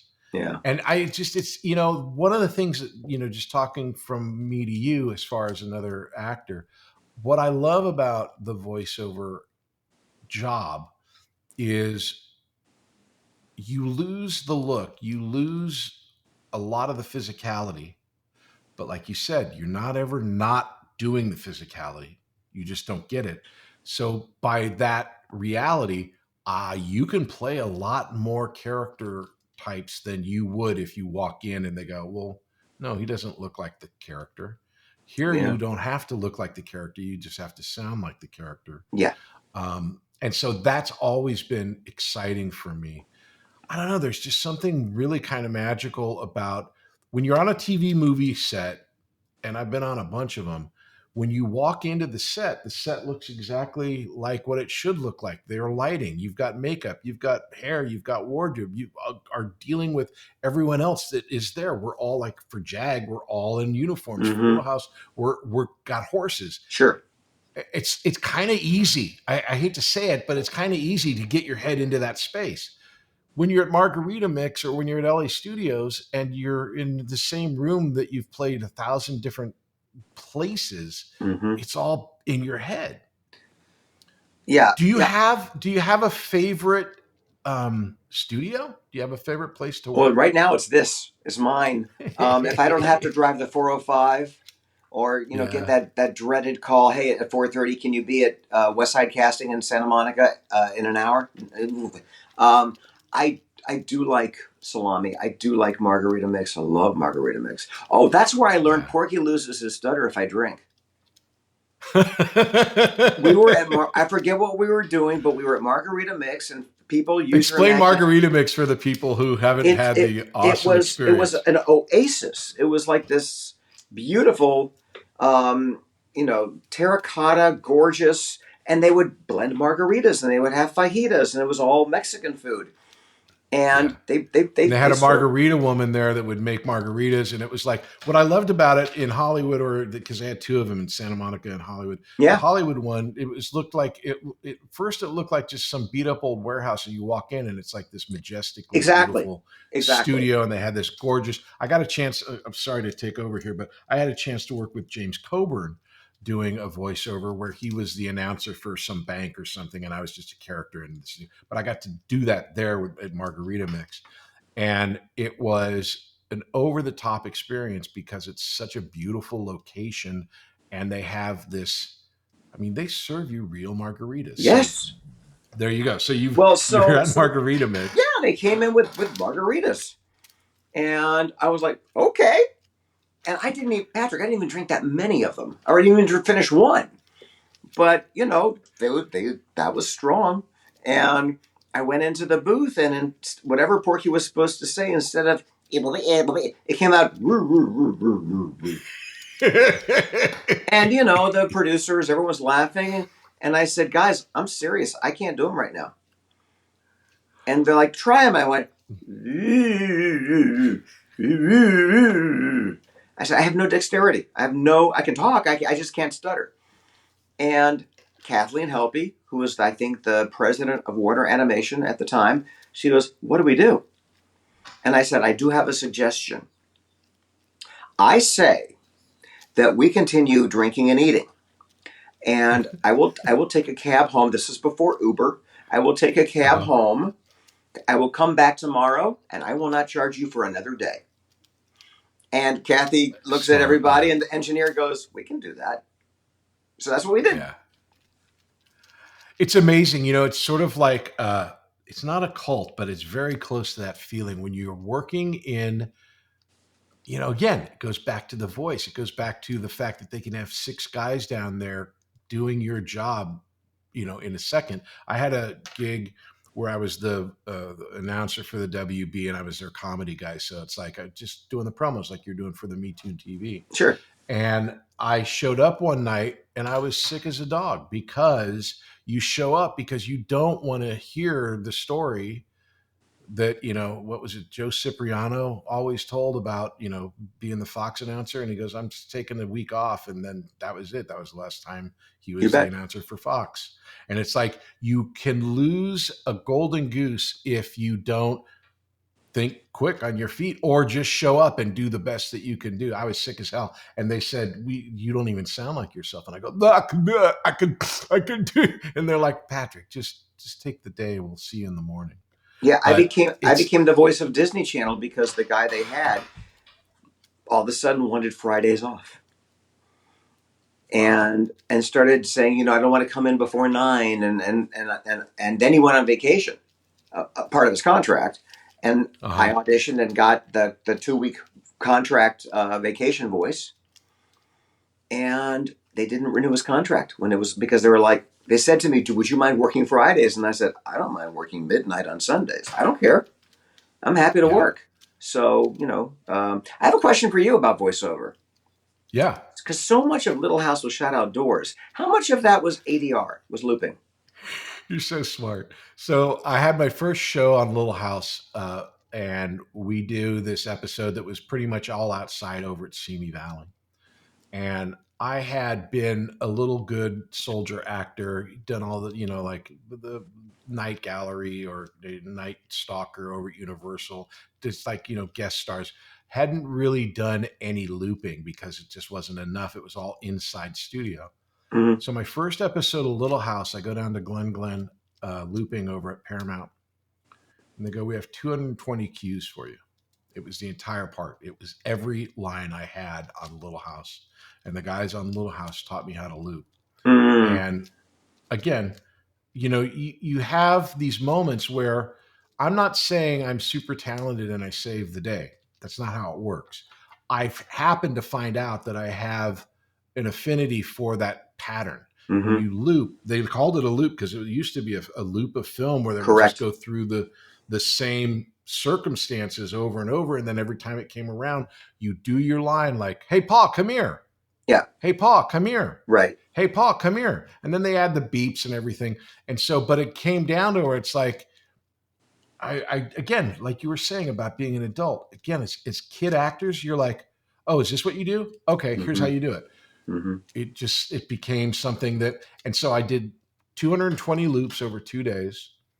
And it was so many that I just got really, really good at it. And right. So, but yeah, you're exactly, the production and how it works where, yeah, there was always looping. And then later on, I just heard a story from a friend of mine who did Highway to Heaven. He was telling the story with Michael, that Michael figured out, because Michael Landon was so talented, mm-hmm. that if he knew that he was getting bad audio, he would just have them loop on location so that the room. So they had the same ambiance. Exactly. Yeah, exactly. Brilliant. So he'd go, we don't have the loop, but just say it 4 times the exact way you said it. So that's and then they would just lay it in. I can remember watching, reruns of Little House, and there's a scene at the Little House where Pa is at the barn and Ma is at the front door, and he's pretty far away, and the line should be something like, Charles, when are you going to be done? But she's like, mm-hmm. Charles, when are you going to be done? And I'm like, that was terrible ADR. Don't you see how far he is? Come on, who is your director here? Well, what's so weird about Little House specifically is that we had 2 sets. We had the set that was on the location where it was outside, and then they built the set, inch for inch on a soundstage at Paramount. And then when we moved to MGM, they built it there so that anytime it was a nighttime scene, most of the time, 80%, 90% of the time, it was a nighttime scene, and it was a Little House. It was done on stage. Mm-hmm. And on stage, in a sound stage, 20 feet, a throw of 20 feet is, Charles, come here. You can hear it. Right. And I guarantee you it was probably something like that. Or if it was the loop, it was just, again, you're in a room, and if you don't know, the idea of looping is to match your energy and to match everything. And look, 260 some credits. I see you're all over every single big animated film. So you're looping, you're doing all of these things. And in those type of situations, are you Walla? Are you looping characters? What kind of work are you doing? It depends. Most of the time you'll see that additional voices at the end of an animated feature. So Yeah. that's 9 out of 10 times. That's the loop group. Those of us who aren't celebrities who are doing, we're like utility players. We can do 12 characters in this scene, not major characters. If you end up doing something that becomes a major character, then you get upgraded, and you're paid more. That happens a lot. It happened to me with a recent Netflix movie. I did a film called The Emperor's New Groove, where I played a squirrel, and he just had one little scene, and they tested. A wonderful movie. And thank you. I thought it was fun too. And they just kept writing stuff because the audience testing kept. But I was hired to do the loop group. But while I was there, they're like, you should do the squirrel. So that happens a lot. And then sometimes. Now, were you working? Was it because Barbara Harris had one, Ike Eisenman and Mad Dogs had one where they have these specific, like an elite team of loopers that go from movie to movie.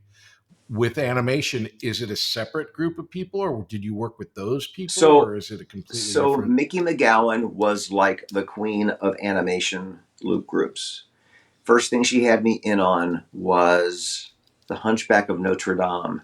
And the only reason I got that job was because an actor was sick. And I've been trying to get in with her for there it years. is again.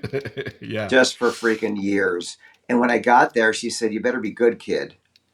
And they needed not just background stuff, but there was some specific stuff. So one of the things they needed was a baby hunchback crying, and they needed a horse, Winnie, who was stuck in the mud. And she's like, Bob, go up to the mic and do the horse. I'd never done a horse. In my life, I'd never done a horse. So for people who don't know how ADR works, you wear headphones.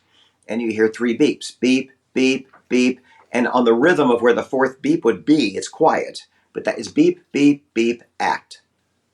So I got up to the mic and it was beep, beep, beep.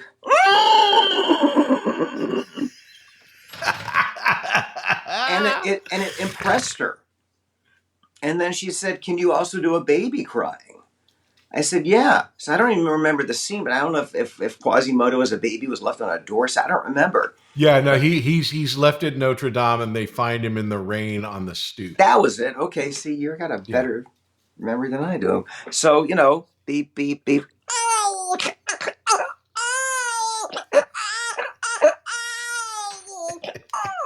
So I won her over. And by the way, you know as well as I do, once you win them over and you're reliable, you're going to be back. So she just kept hiring me for every Disney Pixar film until she passed away, until she stopped working. Well, I got to tell you, I'm not looking for any real life, honest to God numbers, but just to explain to people, one of the great things about looping is you're hired as a day player. So you're a SAG contract and you make residuals based on that. So my brother did this with Mad Dogs for years, and he's been in everything from Jurassic Park to the Batman films, and like he gets residuals. It's a huge annuity for actors. Yeah, but there's like maybe, and I'm guessing now because back maybe 100 people that do it. Yeah, I mean, through all the loop groups. I would say that's a good number. Small. I would say that's a good number. Yeah. Now, I will tell you the residuals aren't as good as they used to be, and here's why. So my very first movie ever was Gremlins. And I wasn't a loop group. I was main cast. And I did about maybe... On camera, or were you... No, voice. I did the voice. Mogwai. Yeah, you Mogwai, right? Of the Mogwais and the Gremlins, yeah. Yeah. Okay. And, it came out on VHS, and I wanted to own it. So I go to Tower, Tower Records, and it was $99 to buy it. Oh, right. Well, $99 for a VHS was standard, and the residual pool are based on the grosses of sales and rentals.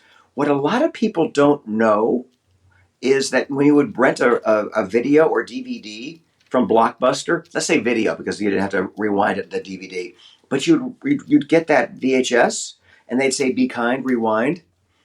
Well, they would charge you if you don't rewind. Well, your residual pool included that charge. So when Are you I know, kidding me? I know. So from everybody wanted to own the Disney movies. Everybody wanted to own E.T. Everybody wanted to own Gremlins. And then it went from VHS to DVD. Everybody wanted to own Gremlins on DVD. DVDs went, well, there was $100 VHS to $49.99 DVD to $9.99 DVD now. Then it went to 99-cent digital downloads, and now they're all just on streaming platforms. On demand, you can watch them anytime. Yeah. And The so streaming is amazingly small. Yeah. but my residual package, I mean, my early films, I remember when I did, I think it was Monsters. No, maybe it was the first Monsters. No, it was A Bug's Life. My first residual for A Bug's Life, I think I did 5 days. And my first residual, and you get them every quarter, was like $60,000. And you know, heart. and I'm still getting that collectively over it's not $60,000 anymore. Right. But this is what kept actors going during the slow periods where, you know, you go and you get those stacks of envelopes, and this was $12 and this is $1,200. I just told a story online where I got a part in this movie called Low Down Dirty Shame, where I was revoicing. This goes back to what I was saying about voice versus look. I was revoicing this Chinese guy. Mm-hmm. And I said, "Do you know who I am? I'm Chow Yun Fat." And it's like, that's the voice I did. It's not really anything other than just like a bad guy. Yeah. And I still get, $1.25, residuals for it. And that lasts our lives. I mean, there's a movie called Total Recall where it's Mars and it's the customs area, and there's this fat lady who's getting her passport stamped, and he's like, 2 weeks. 2 weeks, and then her face splits open and Arnold pops out. Well, the guy that played the customs dude was from Austria, and he sounded just like Arnold. And the director was like, we need to revoice him because it's going to give the joke away. You know, how long have you been on Mars? You know, it's like, so it's my voice coming out of his mouth. I worked on that film probably an hour. I'm still getting residuals from that movie. That's great. I love Hollywood. We'll be back after these messages. Hey there, my name is Patrick Labyorteaux, and I play an actor on TV. And I also have this acting school called Working Actors School. And what we do there is we teach people to act using Zoom. So you can take an acting class with me and with a person in Connecticut, in Florida, and San Diego all at the same time, thanks to the miracle of Zoom. And besides classes, I also offer a one-on-one session. It's an hour just between you and me working on a particular piece of material, whether it's for an upcoming audition or maybe you're working on something and you need to have that breakthrough moment. These are really, really fun, and they're really, really great because they're really personalized and intense in all the good ways that intense can be. So if you're working on something, if you want to break through, if you want to have a one-on-one session where you're not working with other people, this is the way to do it. All the information is in the classes page on workingactorsschool.com. Act 4, questions. What we do to end up here is I ask you a couple of questions. And first question here is called, That's SheauxBiz. Mm-hmm. What would you say is the most Hollywood moment that you've experienced in your life? Oh, I've had so many. I've been lucky. I mean, can it be a combination of Hollywood and music? Absolutely. So I'm at the Annie Awards, which is sort of like the animation Oscars, and I'm presenting with Patrick Warburton. He was Kronk in Emperor's New Groove. And I was the squirrel in Emperor's New Groove. And Tony Bancroft was the animator. And Patrick and I did a back and forth with Kronk and the squirrel. And Tony, my agent, was there with me. And he comes up to my agent and says, "Hey, I'm working on this. We're trying to get this cartoon sold. We're doing like this little sizzle reel. It's a cartoon written and produced by Paul McCartney. And I think Bob would be perfect for it. It only pays scale, but would he do it?" And she's like, "Would you do it?" I said, "Would I do it? I'll pay them." So, and I'm in Woodland Hills. The studio was like down the street from who knew there was a cartoon studio down the street from my house? And, I don't get nervous. I'm not nervous. It was like Chuck Jones. I'm like this. And I'm sitting in the lobby and I see Paul McCartney is in the kitchen right over there. And I walk over to the kitchen and Tony said, I've been dying to do this. Porky Pig, Beetle, Porky Pig. And Paul McCartney, I was playing a pygmy hippopotamus and from Swahili and creating the whole language. And we did our takes and Paul's directing me, and I'm not the selfie kind of guy. I've just never been that person. So we're in the little break room waiting to do another take, and I'm trying to do like small talk with Paul McCartney. I'm like, so Paul, you done any other cartoons? And I do a lousy Paul McCartney, and he goes, well, Yellow Submarine, but it wasn't us. We didn't do our voices. I said, oh, what was that? And he goes, oh, it was the boys in the band. And I say, oh, do you do music? And he goes, oh yeah. I said, no, dude, I know you do music. I'm just messing with you. And I'll leave the story with this. I said to him, do you ever wish it had never happened? He goes, what? I said, everything. The Beatles, Wings. You ever wish? Yeah, I'm just a regular guy going to Trader Joe's for an avocado. And he goes, every once in a while in the loo. I said, really? Yeah. He goes, you'd be amazed at the people. You're standing there and you unzipped and you're holding your willy. And somebody says, Mr. McCartney, can I have an autograph? And you're like, I'm a little busy right now. So anyway, that's my Hollywood story. That's amazing. Some balls on you, man, to fuck with Paul McCartney like that.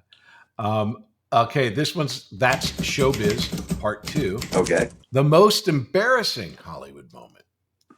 Could be almost the same story. It recently happened. Oh. So, if my stories are too long, dude, just shut me up, okay? Because I tend to talk. No, this is great.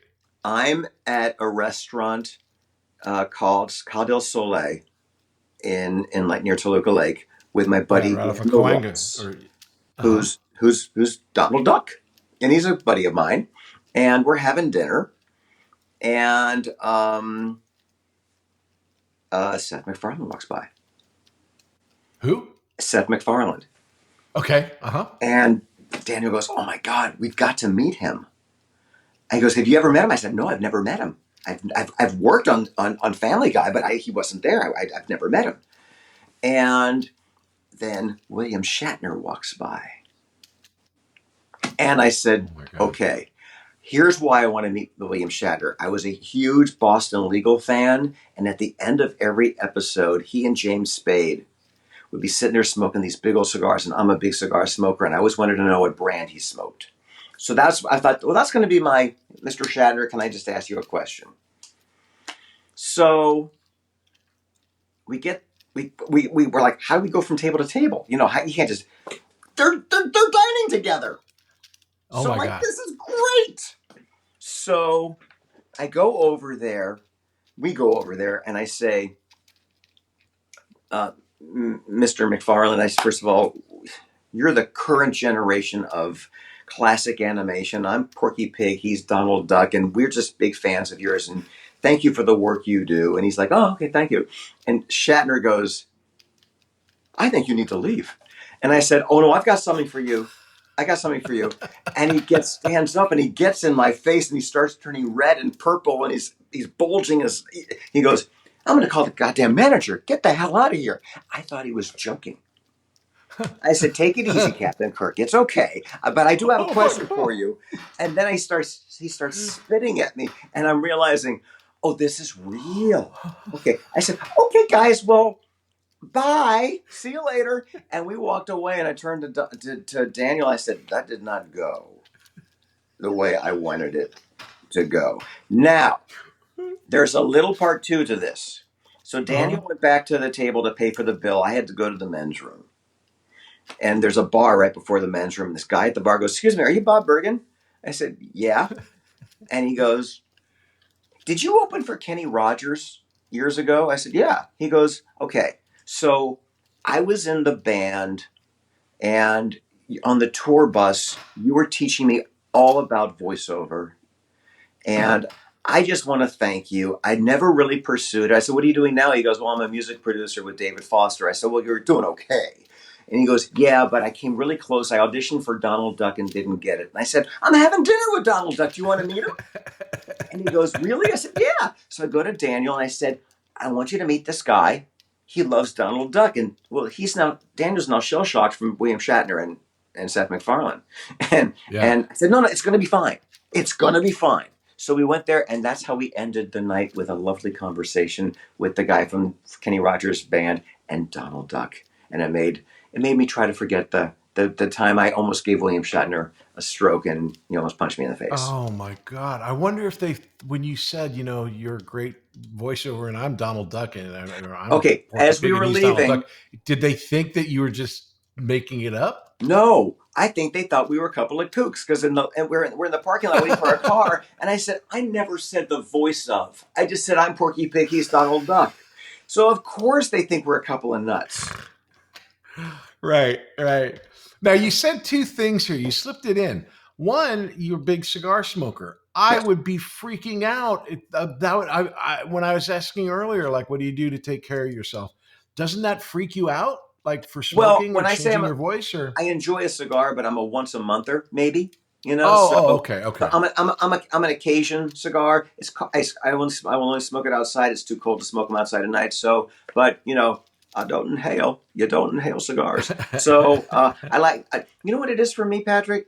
To light a cigar is about a 1 to 2 hour commitment. It's relaxing, and I like the aroma. For sure. But I no, if you're not chomping stogies every Oh, night, no. It's not going to affect your voice. No. And then the second thing is you opened up for Kenny Rogers. I did. What the hell? Where was I that did. story? What's going on there?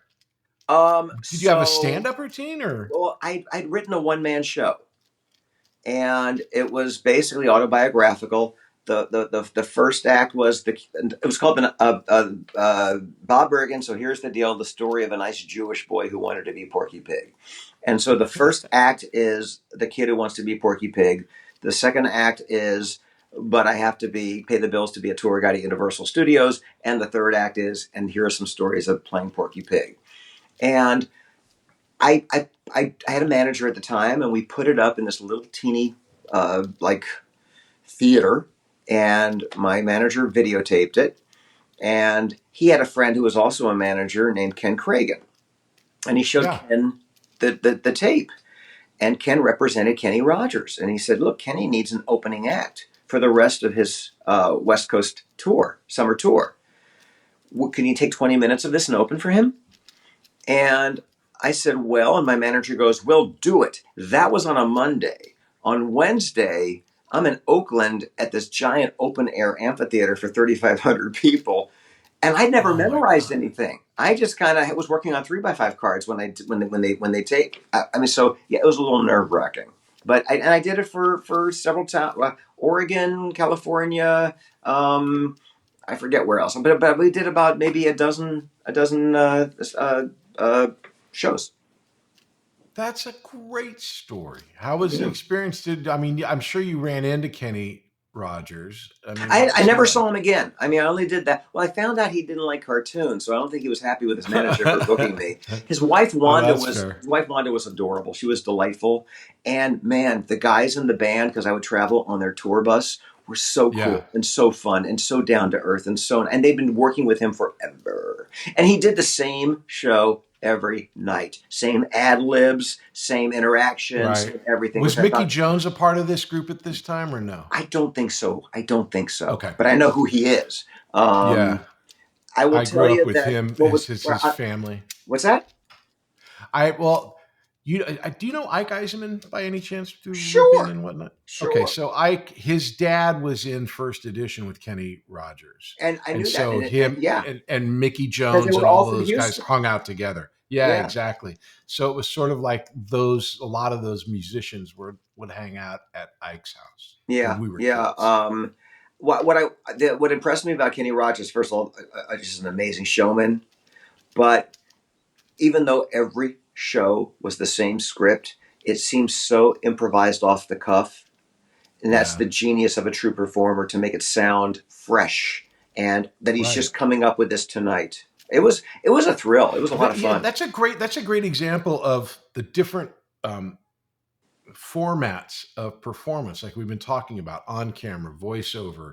Announcer is a different thing than, even though it's your same voice, you're not using the same voice for an announcer that you're using for a character. And for a performer in a live situation, telling a story, making it seem spontaneous so that you feel like you're enjoying that moment is completely different. All right, the next question here. Yes, sir. Show me the money. Now, the biggest missed financial opportunity. Don't need numbers, but like in our business, we're always in the area where we could either come into a huge windfall or we say no to something. What's your biggest missed financial opportunity? It wasn't that I said no, but you remember the Budweiser frogs? Yeah. So I booked Budweiser. And Brad Garrett was Bud. Uh-huh. Roger Bumpus, who's Squidward on SpongeBob, was Wise, and I was And they had the animatronic frogs at the voiceover session, and for inspiration. And they played us the demo of like their interns, who just recorded the rhythm, Budweiser, and just to learn the rhythm of the spot. And I said, "Do you want us to sound like those guys?" And they're like, "No, they're interns. We want you to guys do the voice you auditioned for, but that's the rhythm, Budweiser." So, and my was very different than what was okay. So it was a Super Bowl commercial, and so I threw a Super Bowl party. And the commercial comes on, and I'm the only one in the room who realizes that's not me. And they didn't tell us that they'd replace us. What they did was they played the demo for the guys at Anheuser-Busch, and they liked the demo. So they just used them, and they Taft-Hartley these guys. And for about a decade, they made a freaking fortune as the Budweiser frogs. Fortune. Yeah. I'm amazed. I had, when I was at Groundlings, I was in the Sunday show, and I had a sketch that ran for a long time where I did the full, not even knowing this because I didn't read for it, but they did it at the Voice Caster. And I heard the story about Brad Garrett being the Bud voice. Oh, okay. And I just laughed in my head, like, what's that, audition process like? And so I had a sketch at Groundlings of auditioning for Bud. It's like, give me A, B, and C, Bud. And that was just like, that was all it was. And then it's like, it turns out it can be $1 million job when it's that type of, national ad that goes for over and over again. Right. In fact, I had the easiest job I ever got was for DiGiorno Pizza. And I went into, it was LA Studios. I went in and they were auditioning there. And they said, give us, it's not DiGiorno, it's not delivery, it's DiGiorno. And so I did A, B, and C, and they said, okay, that's it. And I was like, oh, okay. And so then I booked it. But because it was at LA Studios, they used the audition. And so I never even recorded it. And that ran for like 10 years. Yeah. And it was like something that I had no connection to. It wasn't difficult. It wasn't, a whole story. You didn't have to call your acting coach to your trailer to get into the mood, to find that emotion. By the way, when you were at the Groundlings, did you work with Tony Sepulveda? He was our director. Yeah. Well, Tony and I were tour guides together. Oh my God. Isn't Tony the best? I love Tony. At that time, you took my tour. Wow. I bet he was a really good one too. And it's funny because he ended up at Warner Brothers as the head of casting. So that's right. I mean, it's not like, a lot of these tour guides, you guys are ruling the world here. Okay. A couple more questions. Okay. Sheaux and Tell, as a teenager, favorite poster in your room. I'm already guessing what it is. And how did you come to obtain it? It has nothing to do with cartoons. My favorite poster was a giant life-size poster of Boris Karloff as Frankenstein's monster that my dad got on a business trip at an airport gift shop. And and right next to that, I had a giant poster of Groucho Marx. So I'm a huge fan of actors, and as you can see behind me, I've got life masks of various. I've got you got Hitchcock, you got Nicholson, you got Brando, you got Cagney, you got up and above, very top, you got. I was noticing that. Where do you find something like that? I just bid on online. I just I'll just bid, and I'm a cheap bidder. So if I don't get it, I'm not going to spend a fortune. But yeah, so I just collect life masks. But I would look. I was looking for. I was looking for Mel Blanc's life mask. Now, why would Mel Blanc have a life mask? He was a cartoon guy. But Sure. but I found Hitchcock. I went, that looks cool. I'll get that. So yeah, I just bid online. So but yeah, that's not a poster, but that just goes to my love of classic actors and characters. Well, and then you end up at Universal, which is the home of Frankenstein and Boris Karloff. Oh yeah, and I used to. A bunch of us watched the movie Psycho in the Psycho House one night. We snuck on the lot. Yeah. Thank you. That is such a great idea. Oh my God, using Hollywood for your own purposes. Oh yeah, that's awesome. That's awesome. I got into. I didn't get into trouble, but I could. I should. That's that. I'm going to tell that story to a lot of different people. Okay, Sheaux Down. Best thing you ever did. Worst thing you ever did. Work wise. Yeah, work wise. Saved a girl, murdered a person. I'm not looking for that. I'm looking for I know, but because here's the thing. I would say, 99% of what we do is just a gig. It pays the bills. My heart's not in it. But every once in a while, I can't tell you the best thing I ever did because I signed a lifetime NDA. I know. And it had nothing to do with it means that I signed a lifetime NDA that I can't talk about it. But it's something. So this is fascinating. So you did a job. You were hired for a job, and part of it is a non-disclosure agreement where you can't say that you did it. And I don't know anything about this. I'm going to make this up. Let's say there's a famous actor that can't speak anymore, and they want you to mimic his voice, but he doesn't want anyone else to know that it's not him talking anymore, like a Val Kilmer or somebody. And so you go in and do something like this. I've done that. I've done that too.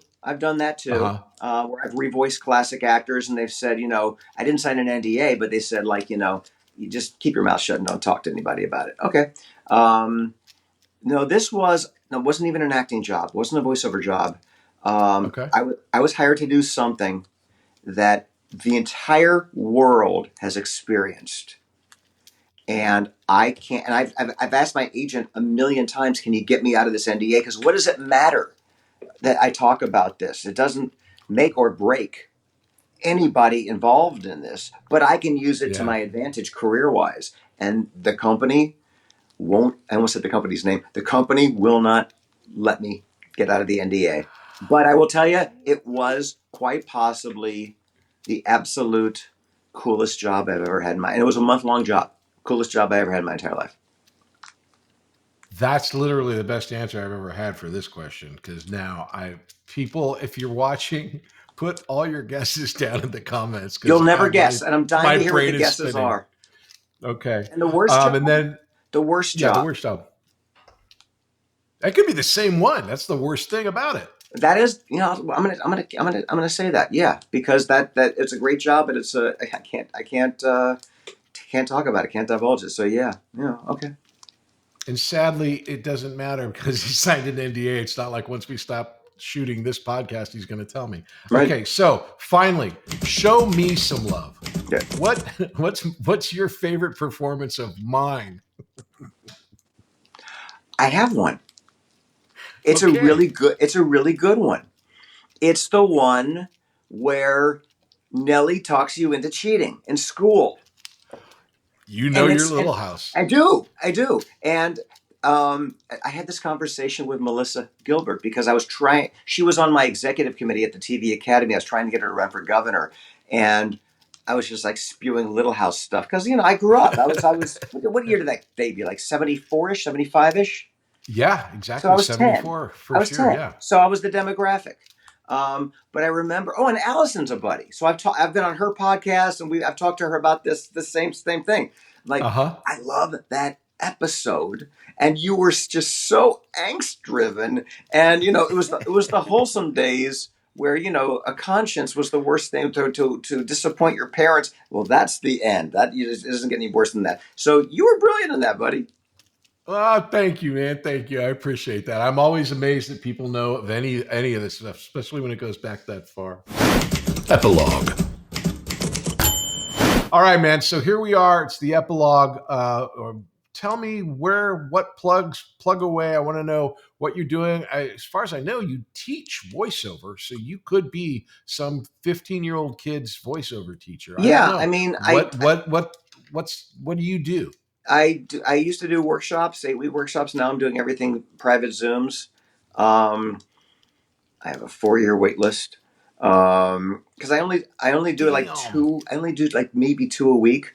But I will tell you this: if anybody says I heard you on the Patrick, did you call it the LabyorSheaux? Is that what you call it? Patrick Labyorteaux with Patrick Labyorteaux. Okay, get my name in there as many times. If people say I heard this on Patrick's show, I'll bump them up the list. But I'm expensive. Don't do this unless you're an actor, unless you've studied acting. And I would prefer you've also studied improv. Don't make mine your first workshop. Yeah, it would you can't know. This is not some guy who teaches, lessons over the internet for, some scratch. This is like getting lessons from Mel Blanc himself. It's literally, he's a professional. So he's got professional prices. He needs to make at least what he would make. Well, and I don't want to waste anybody's time or money. Right. Yeah, that's one of the first things I say to people when people call about the acting school that I run. First thing I tell them is, first of all, I guarantee you I will not get you work. Yeah. I don't know if you will get work. It's not about that. You can't do that. What's the website? I mean, it should be pretty easy, right? It's bobbergen.com. And I'm also on Facebook. I'm on X. I'm on Instagram. I'm easy to find. I mean, I'm actually in the phone book. I now there still is under E blank. Phone book. There is, but you can do it online. And I always wanted to never think of myself as being above. If somebody wants to find me in the phone book, I'm there. You can find me. Have you had a kid call you? Oh, all the time. That's great. You know who called me? And I'm doing a private with her because she stayed on my wait list. Do you know the actor comedian Kevin James? Yeah. So we're at a friend's house, and my cell phone rings. And this girl says, I'm 14, and I know you called Mel Blanc, and wow. I just thought I'd call you. And I said the same thing Mel Blanc said to her. How did you get my number? Because my cell phone isn't listed on any of my advertising. Oh, right, okay. She said she just did some homework. And so I spent an hour on the phone with her. And she hadn't had any experience. I said, I want you to get some experience. And I want you to do school plays. And I want you to just watch videos on YouTube and just absorb this stuff. And I'm going to put you on my wait list. And sure enough, it was her time. And I contacted her. And she says, yeah, I'm ready. I've been doing this, that, and the other. I said, great. So we're working together in the next couple of months. That's fantastic. So you're literally giving back. It's just full circle situation. It's kind of cool. Well, Bob, thank you so much for not only the time, but like some of the best stories that I've had on the show, and just a great career. And there's nothing different than what you've been doing, right? It's just, you don't know what your next gig is, and it could be anything. And that goes back to what you just said. If somebody says to you, will I work if I study with you? If I can't guarantee my own next job, how can I guarantee a student's next job? Right. So yeah, all you and I can do as teachers is teach craft, and I also try to teach integrity. Hard work, meritocracy, be the best, get there early, stay late. Really, really want to be the best actor you possibly can be. Not a working actor, but a great actor, because odds of working if you're great are better than if you're mediocre. Exactly. Well, great way to end the pod. Thank you so much, Bob. Again, check out bobbergen.com. And of course, check out any of his 1,000 of credits on IMDb. I'm so jealous. All right, man. Thank you so much. It's been fun, buddy. It's the Patrick Labyorteaux Show. Patrick Labyorteaux. He's the one you gotta know.